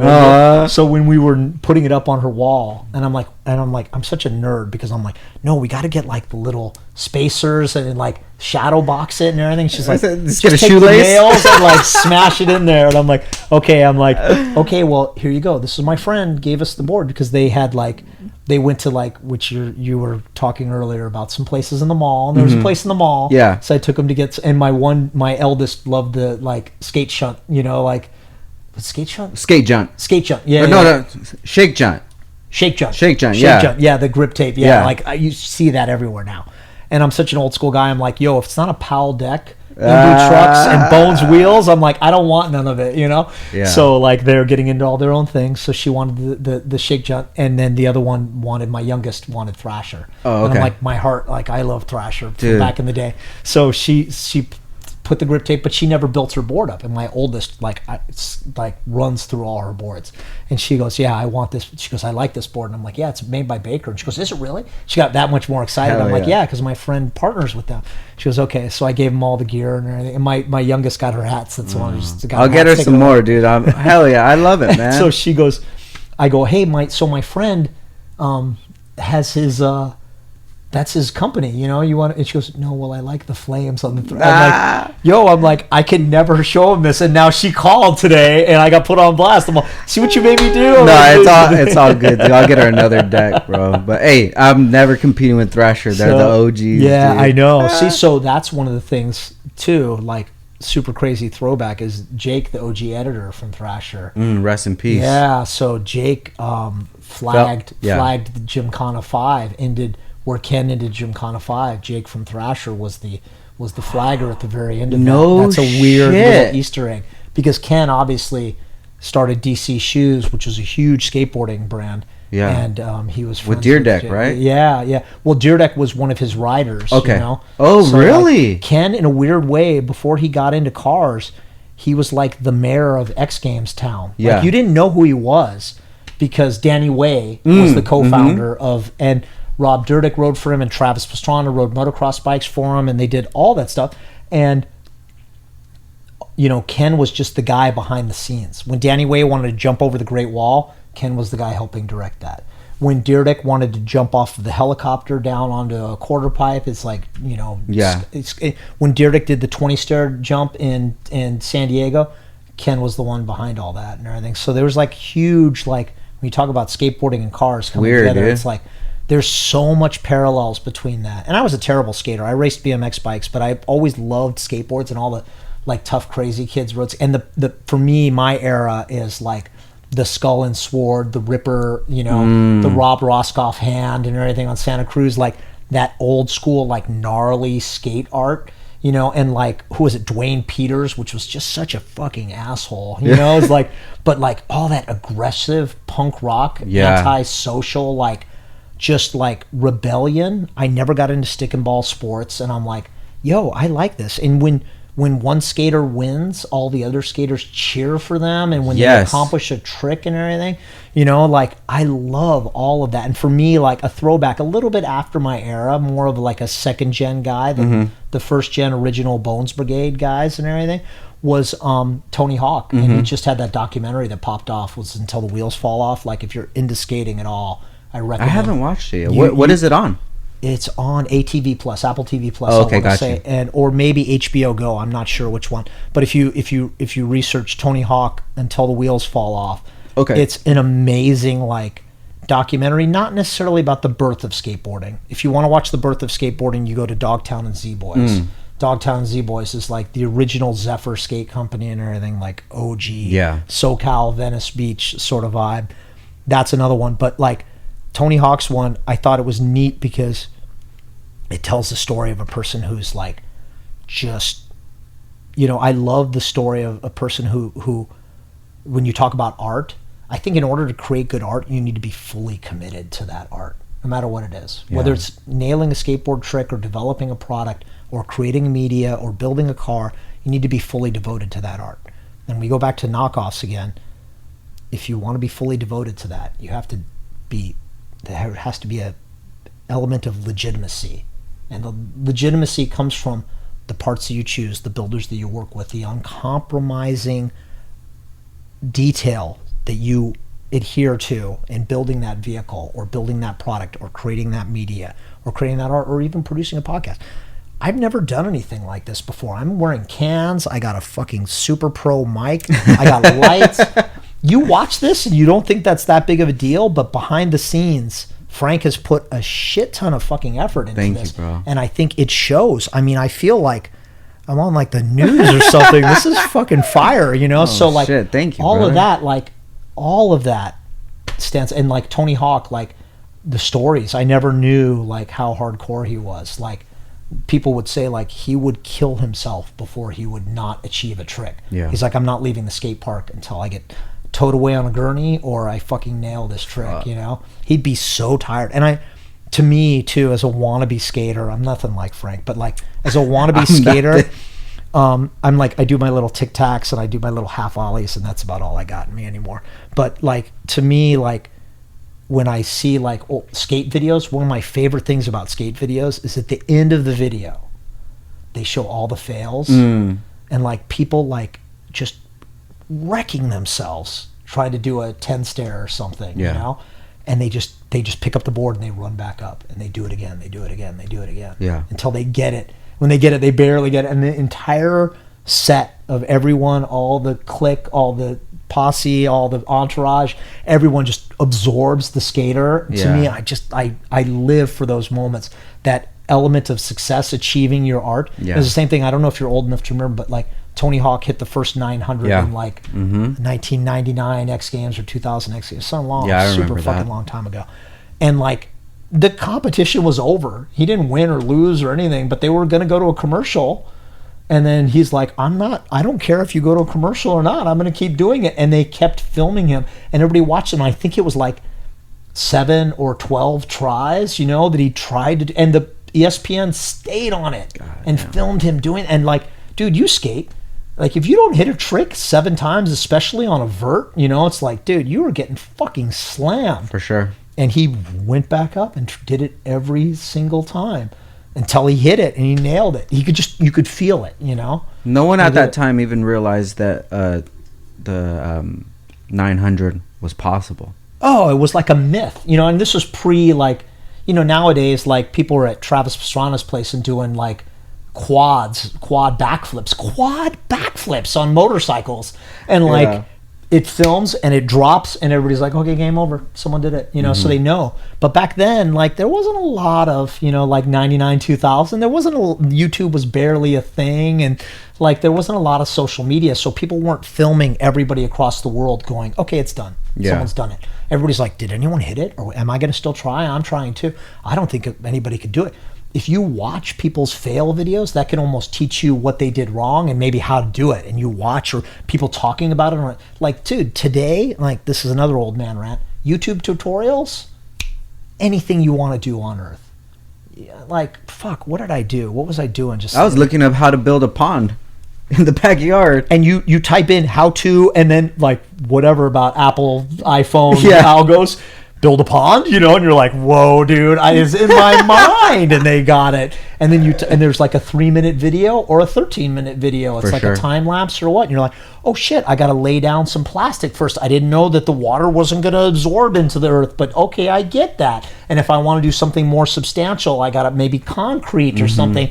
And you're like, okay, and here's how my filtration system. I didn't even think about that. What about the raccoons? Exactly, and then like, you go down that rabbit hole and you do that. So it's become that much easier to learn. But yeah, I don't know. We were talking about media and where media is going, but I hope it goes back old school. But to take that crazy, long-winded, drunken rant all the way back around, I will say that one of the things that I think has been more topical than ever is live streaming. Even more than podcasting. I love what you're doing, but even more than podcasting, I think live streaming will be the next big thing. And it's kind of doing one of these, for the past few years, like live streaming is a thing and not a thing, and it's the, and I also think that hybrid events, which are like an event that combines like the ultimate event, like a Honda meet or something, but also there's a digital element or a live stream element, so that people in Japan who aren't there can experience it. And I don't think anybody's ever done that with Tokyo Auto Salon. Tokyo Auto Salon's like a shadow of what it used to be. But I still will say that like a Honda Meet or a Tokyo Auto Salon or like Tuner Evolution or any of those, like I think that there's an element to where you could have a live component, but you could also have something like, what's Pokemon Go, gotta catch them all sort of vibe and everything, where people can use their phones to create a virtual experience and then maybe capture Easter eggs that get them into a VIP experience. And then people who are there IRL just experience the coolness of what the entire thing is. But if you're not there, if you live in Japan or you live in the East Coast or the West Coast and the event is on one side or the other, you can still experience that via a live stream, via digital photography galleries that are going up, via Instagram feeds, via whatever it is. And I think nobody's really doing that right now, that are doing like Coachella is like, like a good music festival, I guess. So I don't know jack shit about music festivals, but like something like that, like there's not an element that's rewarding the people. If you're there and you experience it. If you didn't, you could see the recaps later on down the line, or the live stream is just one camera that's just showing this, and you're like, that's not really what I wanted to see. They don't invest enough into it. Even Formula Drift owns this space right now. Their live stream is garbage. I love Jared. I love him. He's a fucking amazing host, but they have him hosting the live stream and the live event. Everybody put your hands up, and you're out watching on your screen, and you're like, do I put my hands? Everybody take your cell phones out. We want your flashlights for Larry Chen. And you're like watching on your screen, and you're like, am I a part of this or not?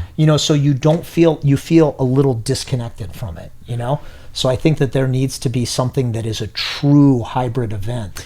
And I think that because what people want after this pandemic is the opportunity to connect again. So I think live events they're, and we're seeing that the attendance is fucking bananas on events because people are just so hungry to get out and experience what anything they want to do has to offer. But if you can't get there, I think there needs to be a digital component that links the two. For sure, man. I just thinking about events that I've been to, most of the greatest memories that I have really weren't at the event that much. It was like the whole weekend as a whole, Speaking of like Honda Pro Jason, there was one time that we were in Boston and he had to fly out early in the morning and I had to fly out at like 4 a.m. or something, and we're like, well, if we go to sleep right now, we're only going to get a few hours, but I have my Type R here, so let's just go drive Boston. And dude, we went to downtown Boston at like 1 a.m, hanging out, and then eating at like some cannoli place that's been there since the birth of America. And I'm like, bro, these are the stories that people want to hear about. Like, completely. Had you guys live streaming then, or recording it or something? Also, if you do live stream, you lose the essence of what was special about that moment between you and Jason. Dude, for sure. I will also say, on a weird, fucked up sidebar, I hate to take your thunder from this. Go ahead, wherever you want to go, brother. Let's do it. Shout out to Honda Pro Jason for the color change on that Type R, because, yo, that's like the best color change I've ever seen on a modern car. Like, that guy went all the way in. Crazy, on dude. You know? But, like, yeah, what is that like? Do you sacrifice the experience to create the art?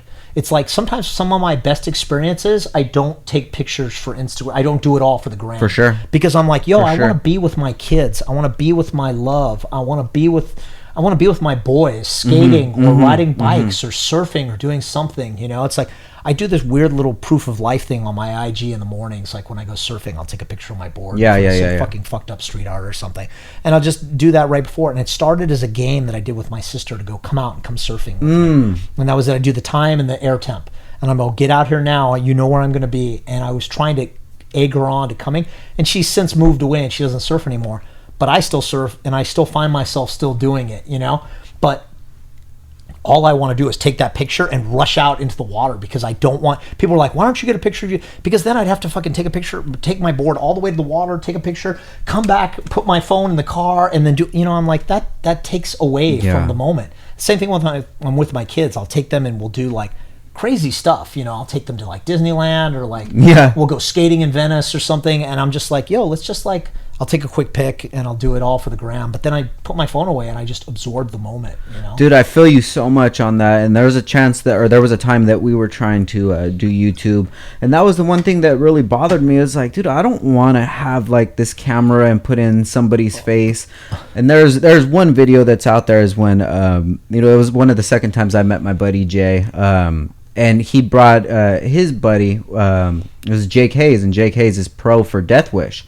First time that we met him, and we're like recording as we meet him, and now looking back at him, I kind of cringe over it, and I'm just like, damn, bro, that's weird that I like stuck it in this dude's face, paused like the camera in his face, and we're like, hey, what's up? Nice to meet you on camera. And I have a camera. Exactly, yeah. But that's my boy. Shout out to Jake. But yeah, it just, I mean, it was cool. The interaction was cool, but and it affected the interaction.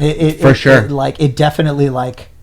It didn't have the vibe or the flow or the low-key element. Well, who knows? Yeah, right? Who knows what it would have felt like? He might be looking at you like, yo, man, who's this fucking kook that's like... Exactly, and especially when there's so many of those people out there. So it's so hard for you to change somebody's mind in that first interaction, like, who is this fucking guy with a camera? You know?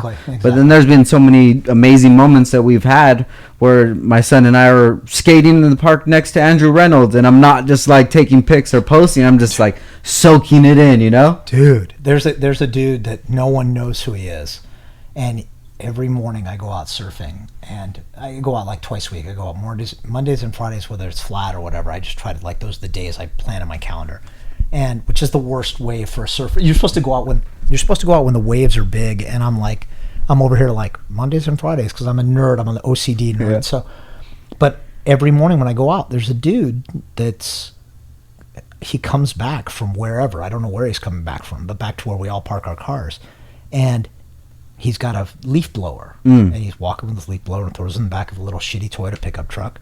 And somebody goes, Jesse, I see your board. And there was like some shitty ad that had a bunch of old school Dogtown boards on it, like from the original, like Bones Brigade and everything. And I somehow figured out that it's Jesse Martinez, one of the old school OG Bones Brigade skaters. And he I did a little research on him, and he goes to Venice Beach every morning. He lives up here in Ventura, and he drives down to Venice Beach every morning, and he takes a leaf blower and he blows out the park every day, blows the sand out of the park for the skaters. No way. Every fucking day. Oh my God, This is an OG dude, and no one knows who he is, and just a few people, and I started to get to know him. And he'd talk to me. He goes, how are the waves today, brother? And I'm just so stoked. I get to knuckle pound with Jesse Martinez. Wow. Every now and again. And one day, like one of the other dudes, like heavy set dude in a little pork pie hat, and I look at him and I'm like, holy shit, that's Christian Hosoi. Wow. And I say, what's up, Christian? And he goes, what's up, man? And they're just like, whatever. But to me, I'm like, but I won't spoil, like, yo, come like take a picture with me, come take a because I selfie. want to. But at the same time, I'm like, yo, these are like skate legends from the OGs, you know. Oh, Jay Adams used to run there before he passed. Rest in peace, Jay. You know, and like these are like OG people that That's I'm like, crazy. yeah, this is like, to me, it also bums me out. Like people go, you know those people because you're old. And I'm like, I get that, but I also know the people who came before me. I make it like, if I'm into something, if I'm into cars or something, I want to learn about like people like the old Auto Union Audis and the old school days of Le Mans and all of that shit, and Carroll Shelby and like, you know, stuff, people like that, because I'm like, I want to learn about that, you know. Yeah. It doesn't mean that I know that because I was old and I was around for that. I was around for a lot, but I want to know about what happened before my time too, because I want to know what brought us to this point. Yeah. You know, what was the history that took us to where we are now? Well, and giving credit to those that were credit's due. You know, that was one of my biggest things with the podcast, is that, you know, I got into the Honda community like 2007. I started the business in 2009. 2007, 2009 is already past the foundation being set for the Honda community. So I'm looking at people as OGs who were children to the OGs, like, you know. So when I had the opportunity to start this podcast and I reach out to some people, like I've had Bergenholtz on, and I get to hear how the story was back in the day, you know.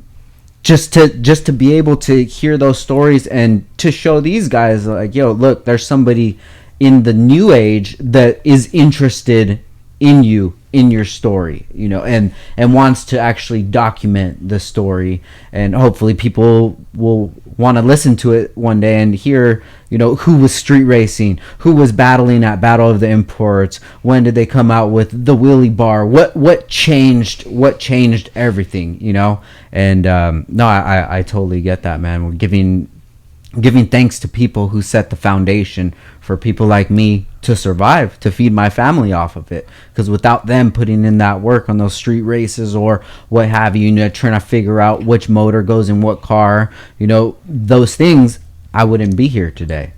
And I appreciate that. Completely. Like that sort of innovation, that sort of radical departure, I find that fascinating across industries.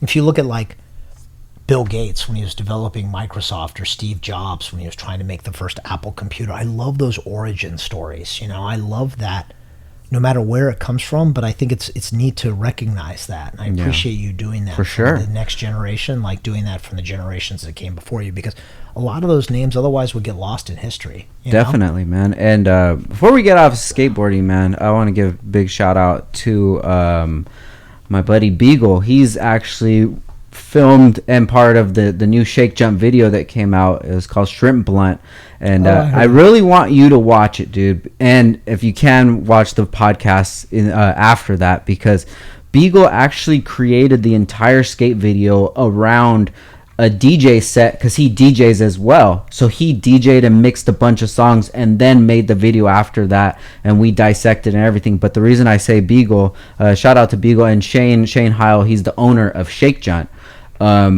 Beagle was one of the filmers on Baker 2G, which came out in 2001, which is my all-time favorite skate video, and like video as well. And the intro to Downtime with Downstar is the intro music of Baker 2G. No way. And the podcast came out in 2018, and I just met my buddy Jay. I met him in 2020. So that's how long Baker has been like in my culture.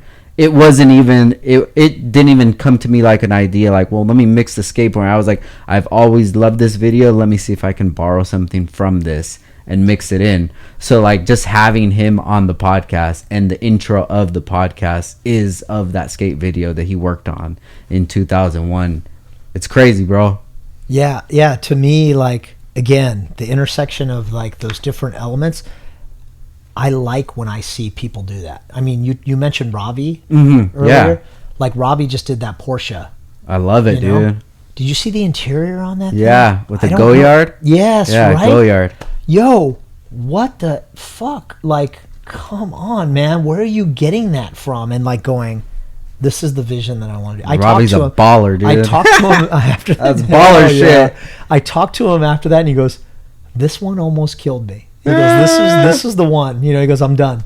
You know, and I'm like, I love to hear people say that. To go, this was the one that took me to the brink. You know, it's like when you pour everything you have into something, and that's what we talked about. Like that's bring back to skateboarding, but like trying to nail that trick, like just killing yourself over that. Like look at someone like, you know, say what you will about them, like contest skaters or whatever, but like a Ryan Sheckler or a Nyjah Houston. Yeah. Those heads got nothing left to prove. Yeah, for sure. Yet you'll still see them in a part, like just fucking killing themselves for P-Rod as well. P-Rod, same thing. No? P-Rod, same deal. You know, it's like those guys have money on money on money. Stacks. It's not about that. You know? It's not about that. It's about like keeping it core Yeah. and everything. And I like that for the art, you know? Definitely, man. There's you can't take away from their skills. For sure, those guys that you talked about, especially Nyjah, like you can't take away from There's his so skills. many haters, you know? Yeah. I mean, you know? there's when you give people reasons to hate, you're gonna get haters. Yeah. So with skateboarding, there is it's like your skills versus who you are as a person and the things that you represent. And it's just like the Honda community. Sometimes you're just not gonna vibe with the culture, so you can have your own culture. And dude, they're still killing it. Just like, you know, Sheckler, right? Like he was super blackballed because he lied to Phelps about was it frontside flipping El Toro, and he never did it. But he came out on a podcast with just like 2 weeks ago on the 9 Club podcast and said, "Yo, I was lying. This is the reason why I lied," and you know, regretted it. And when you do shit like that, man, it's like it's beautiful, dog. You know, you're growing.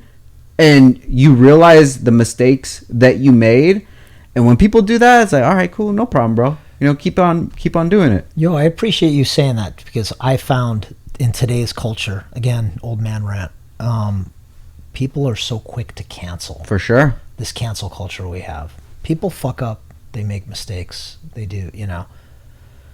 Aside from like driving through a farmer's market and like keeping your foot on the gas and plowing through you know, hundreds of people, you know, like people make mistakes. Definitely. You know, we should, you know, like there's a whole thing in like, what is it, that VH1 behind the music things? It's like you want to see that musical act or that actor or that rock band or whatever, like achieve the heights of success, have that moment that makes them fail, like reach rock bottom and then, hey, claw their way back to relevance. It's like everybody loves that story, you know? And it's like, yo, but we're the ones who like send them down to the bottom again. We build them up and then we send them back down. For our own pleasure? For our own pleasure, you know? It's like in terms of likes, in terms of buys, in terms of spends, it's all about that.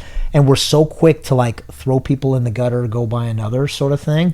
And I appreciate like when like someone like you will say like, yeah, he fucked up and he acknowledged it, you know? And I'm like, I think that's neat. I think it's shitty of someone to say that, you know? And one quick fact, and one quick follow-up I gotta ask you, are the El Toro stairs still around? No. They're there still, but they put a whole gate in front of it. That's what, yeah, someone told me they're done, you know? And I'm like, what did they make it that it was done? You know, I remember when they were I'm like, is it just a wheelchair ramp? That'd be the world's steepest wheelchair. I'm like, I don't get it.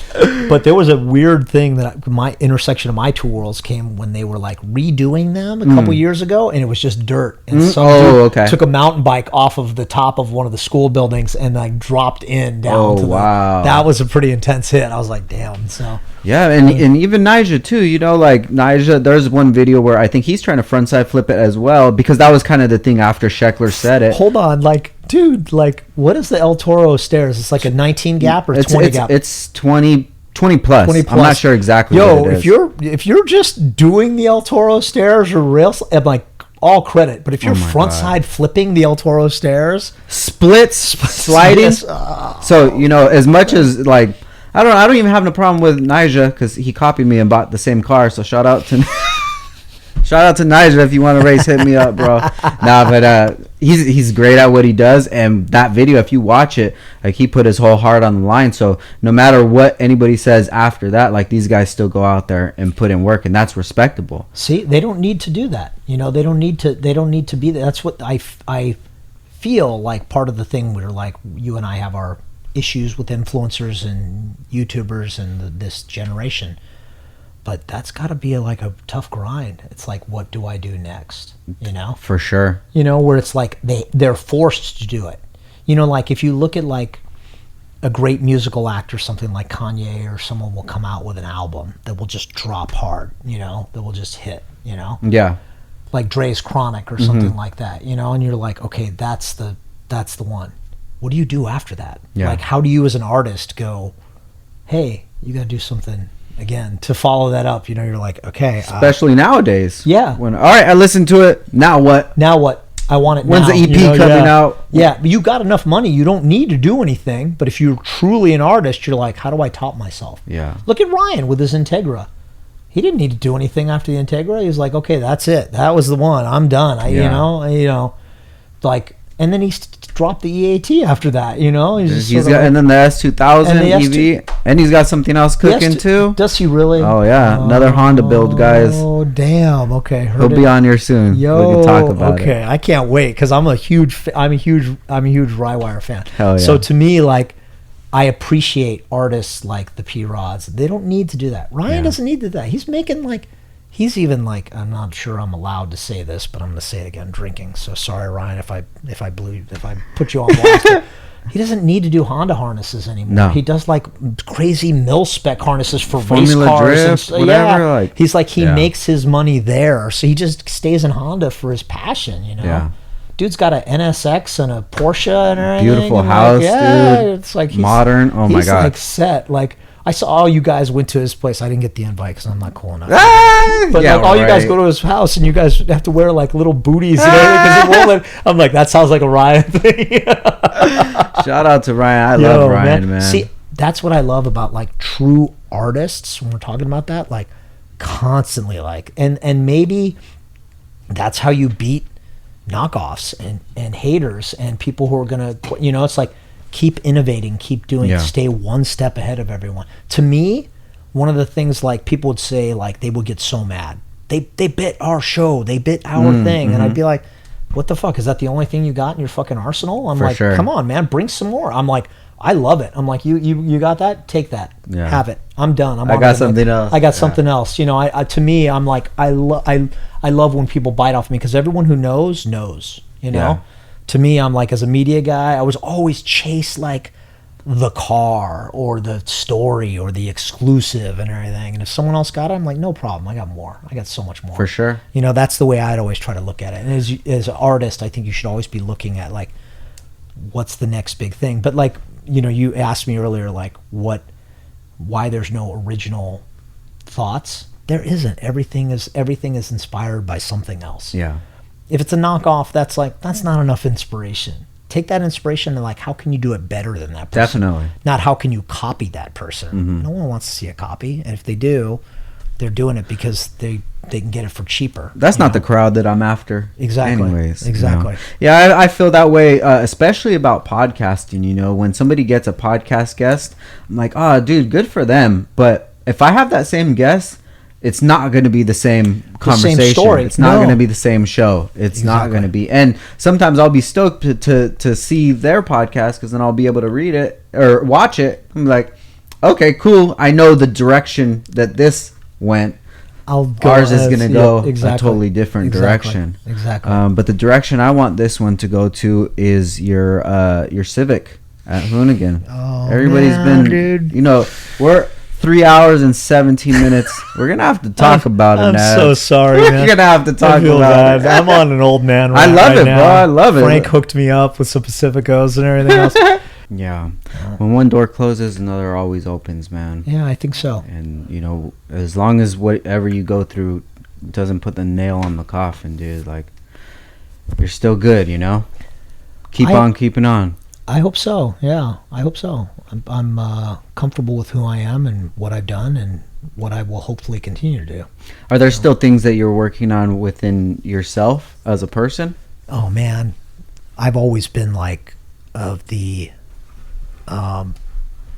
philosophy that you should always be learning, always be striving to improve, always be trying to get better with anything I do, be it photography or writing or creative direction or, like I feel like you have to like pursue two different paths. One is like you're doing it. Downstar is your path. It's what you know works. And as you start to build it, you want something more.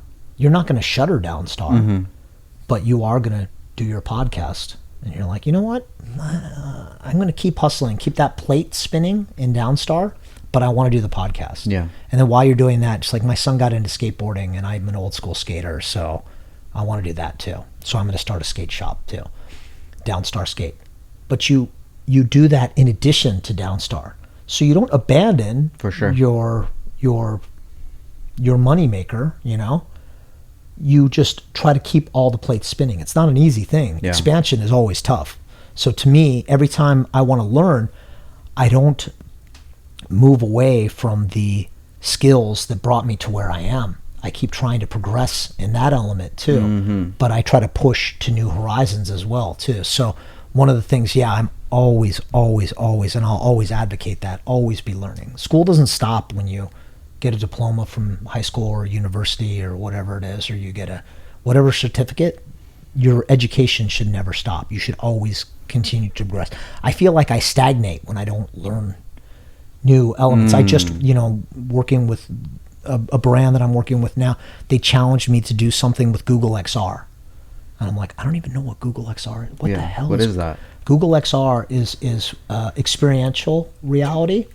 It is a blend of augmented reality and virtual reality.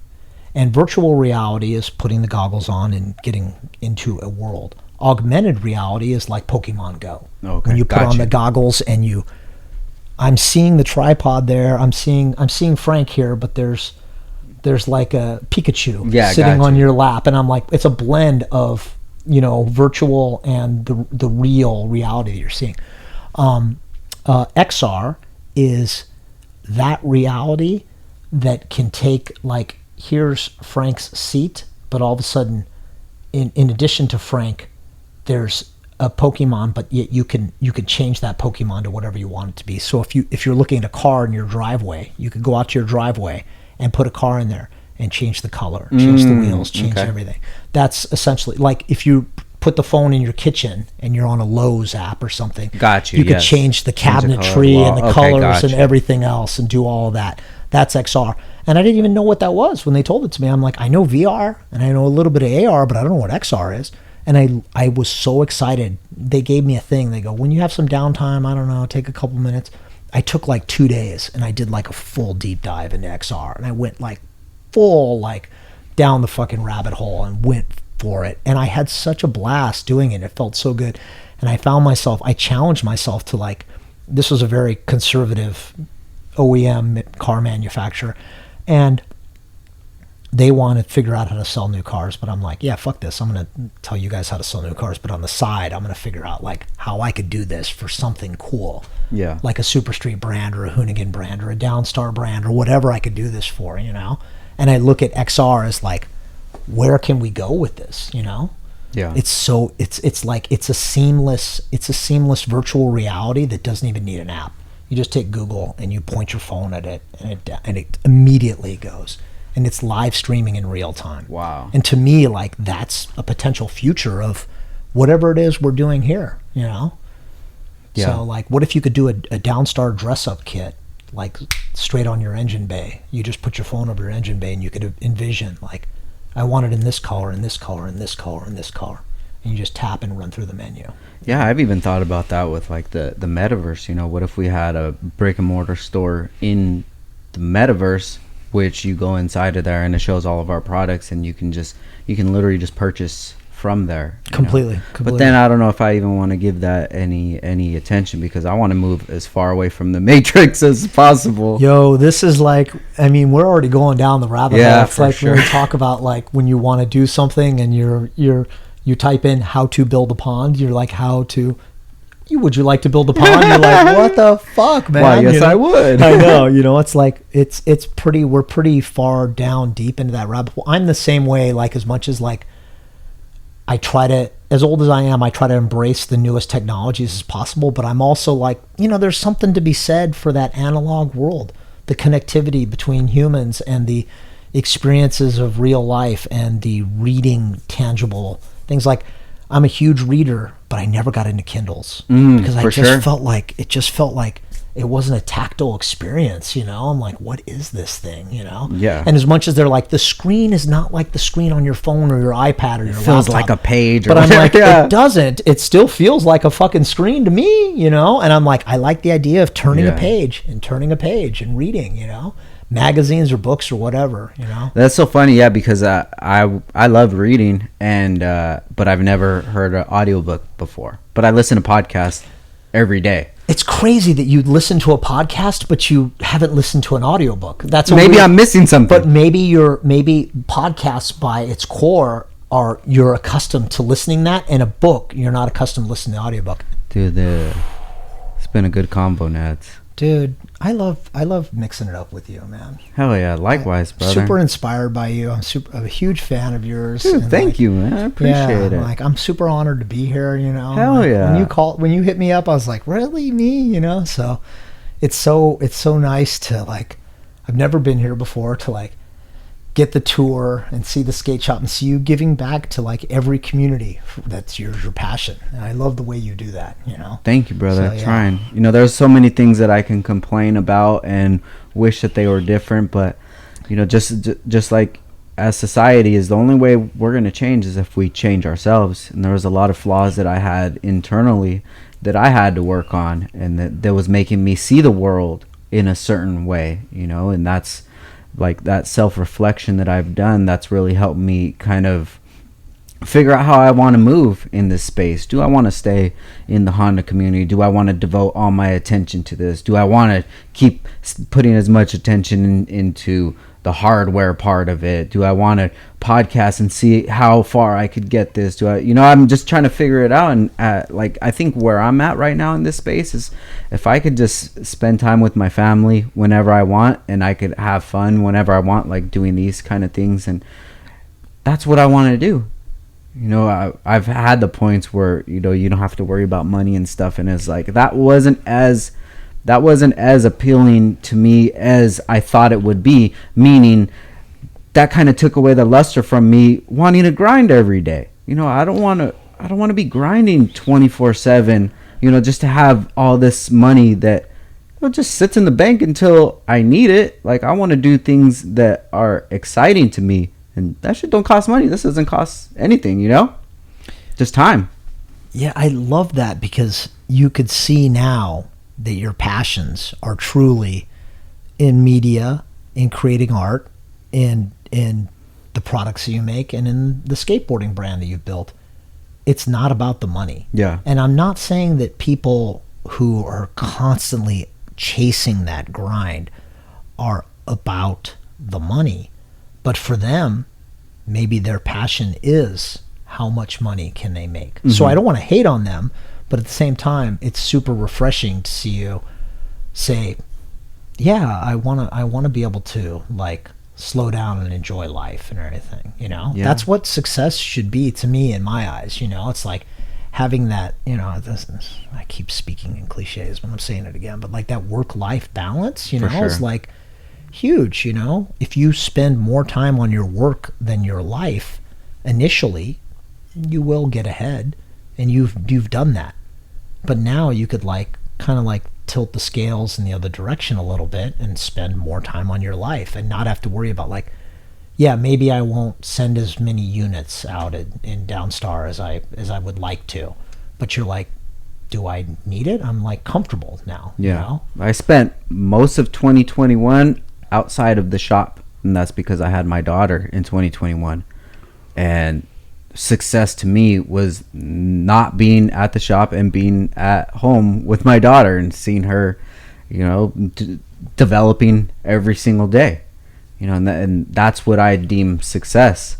And then sometimes, you look online and you get in those traps, and you see people that you you can converse better than on a podcast, or you can build cars better than them. But sometimes it comes down to the reality of, look, this dude's in his garage every single day making content 24/7 online, doing whatever. Like, that's the life that they chose, and then this is what they get.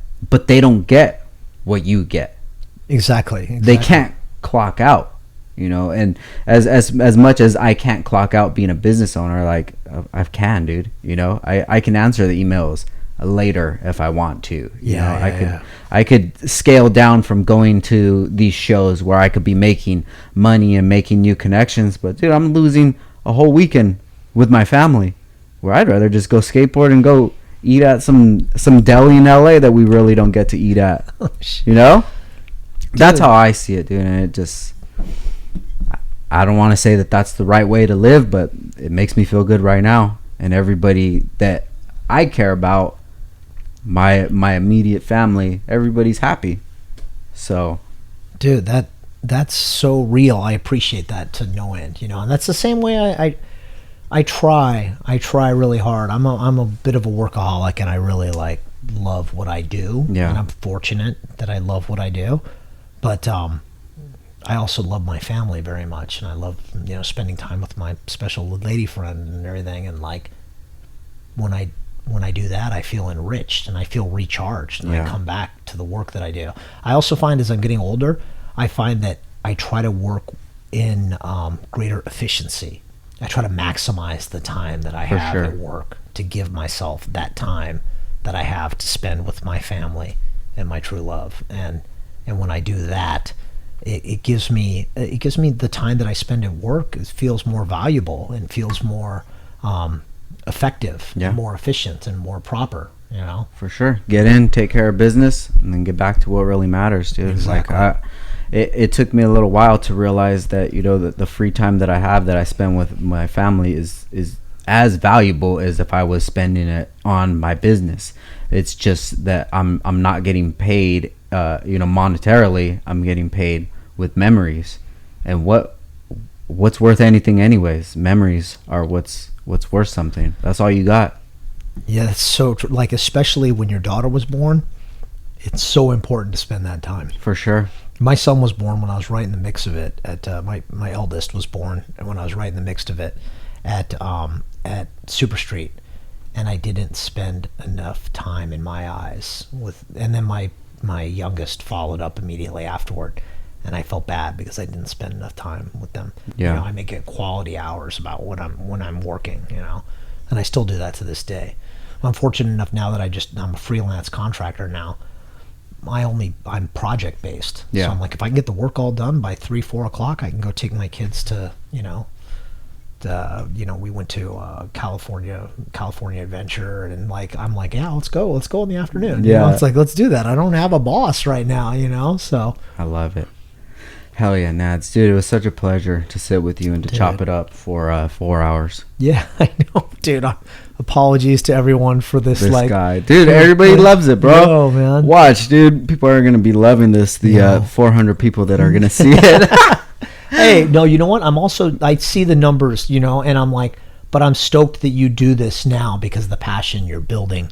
You're building something that is very well produced and high quality, and thank you. Be it 400 people or 4 million, and you don't care. And you continue to do that, and I appreciate that. Thank you, brother. I appreciate that hustle and that adherence to creating quality art. So thank you for having me, and thank you for the beers. And hey, much love, brother. Time.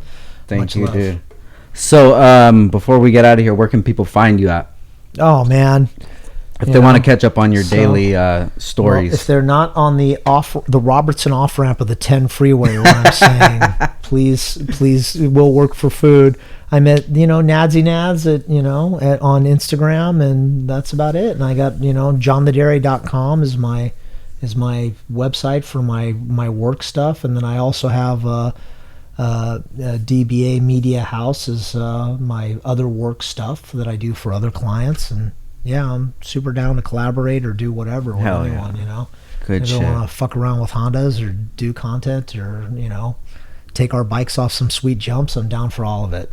Well, I'd definitely like to cook up something with you. Yo, for sure, man. I would love that. Hell yeah. All right, guys. Another episode of Downtime with Downstar. And we out. Peace.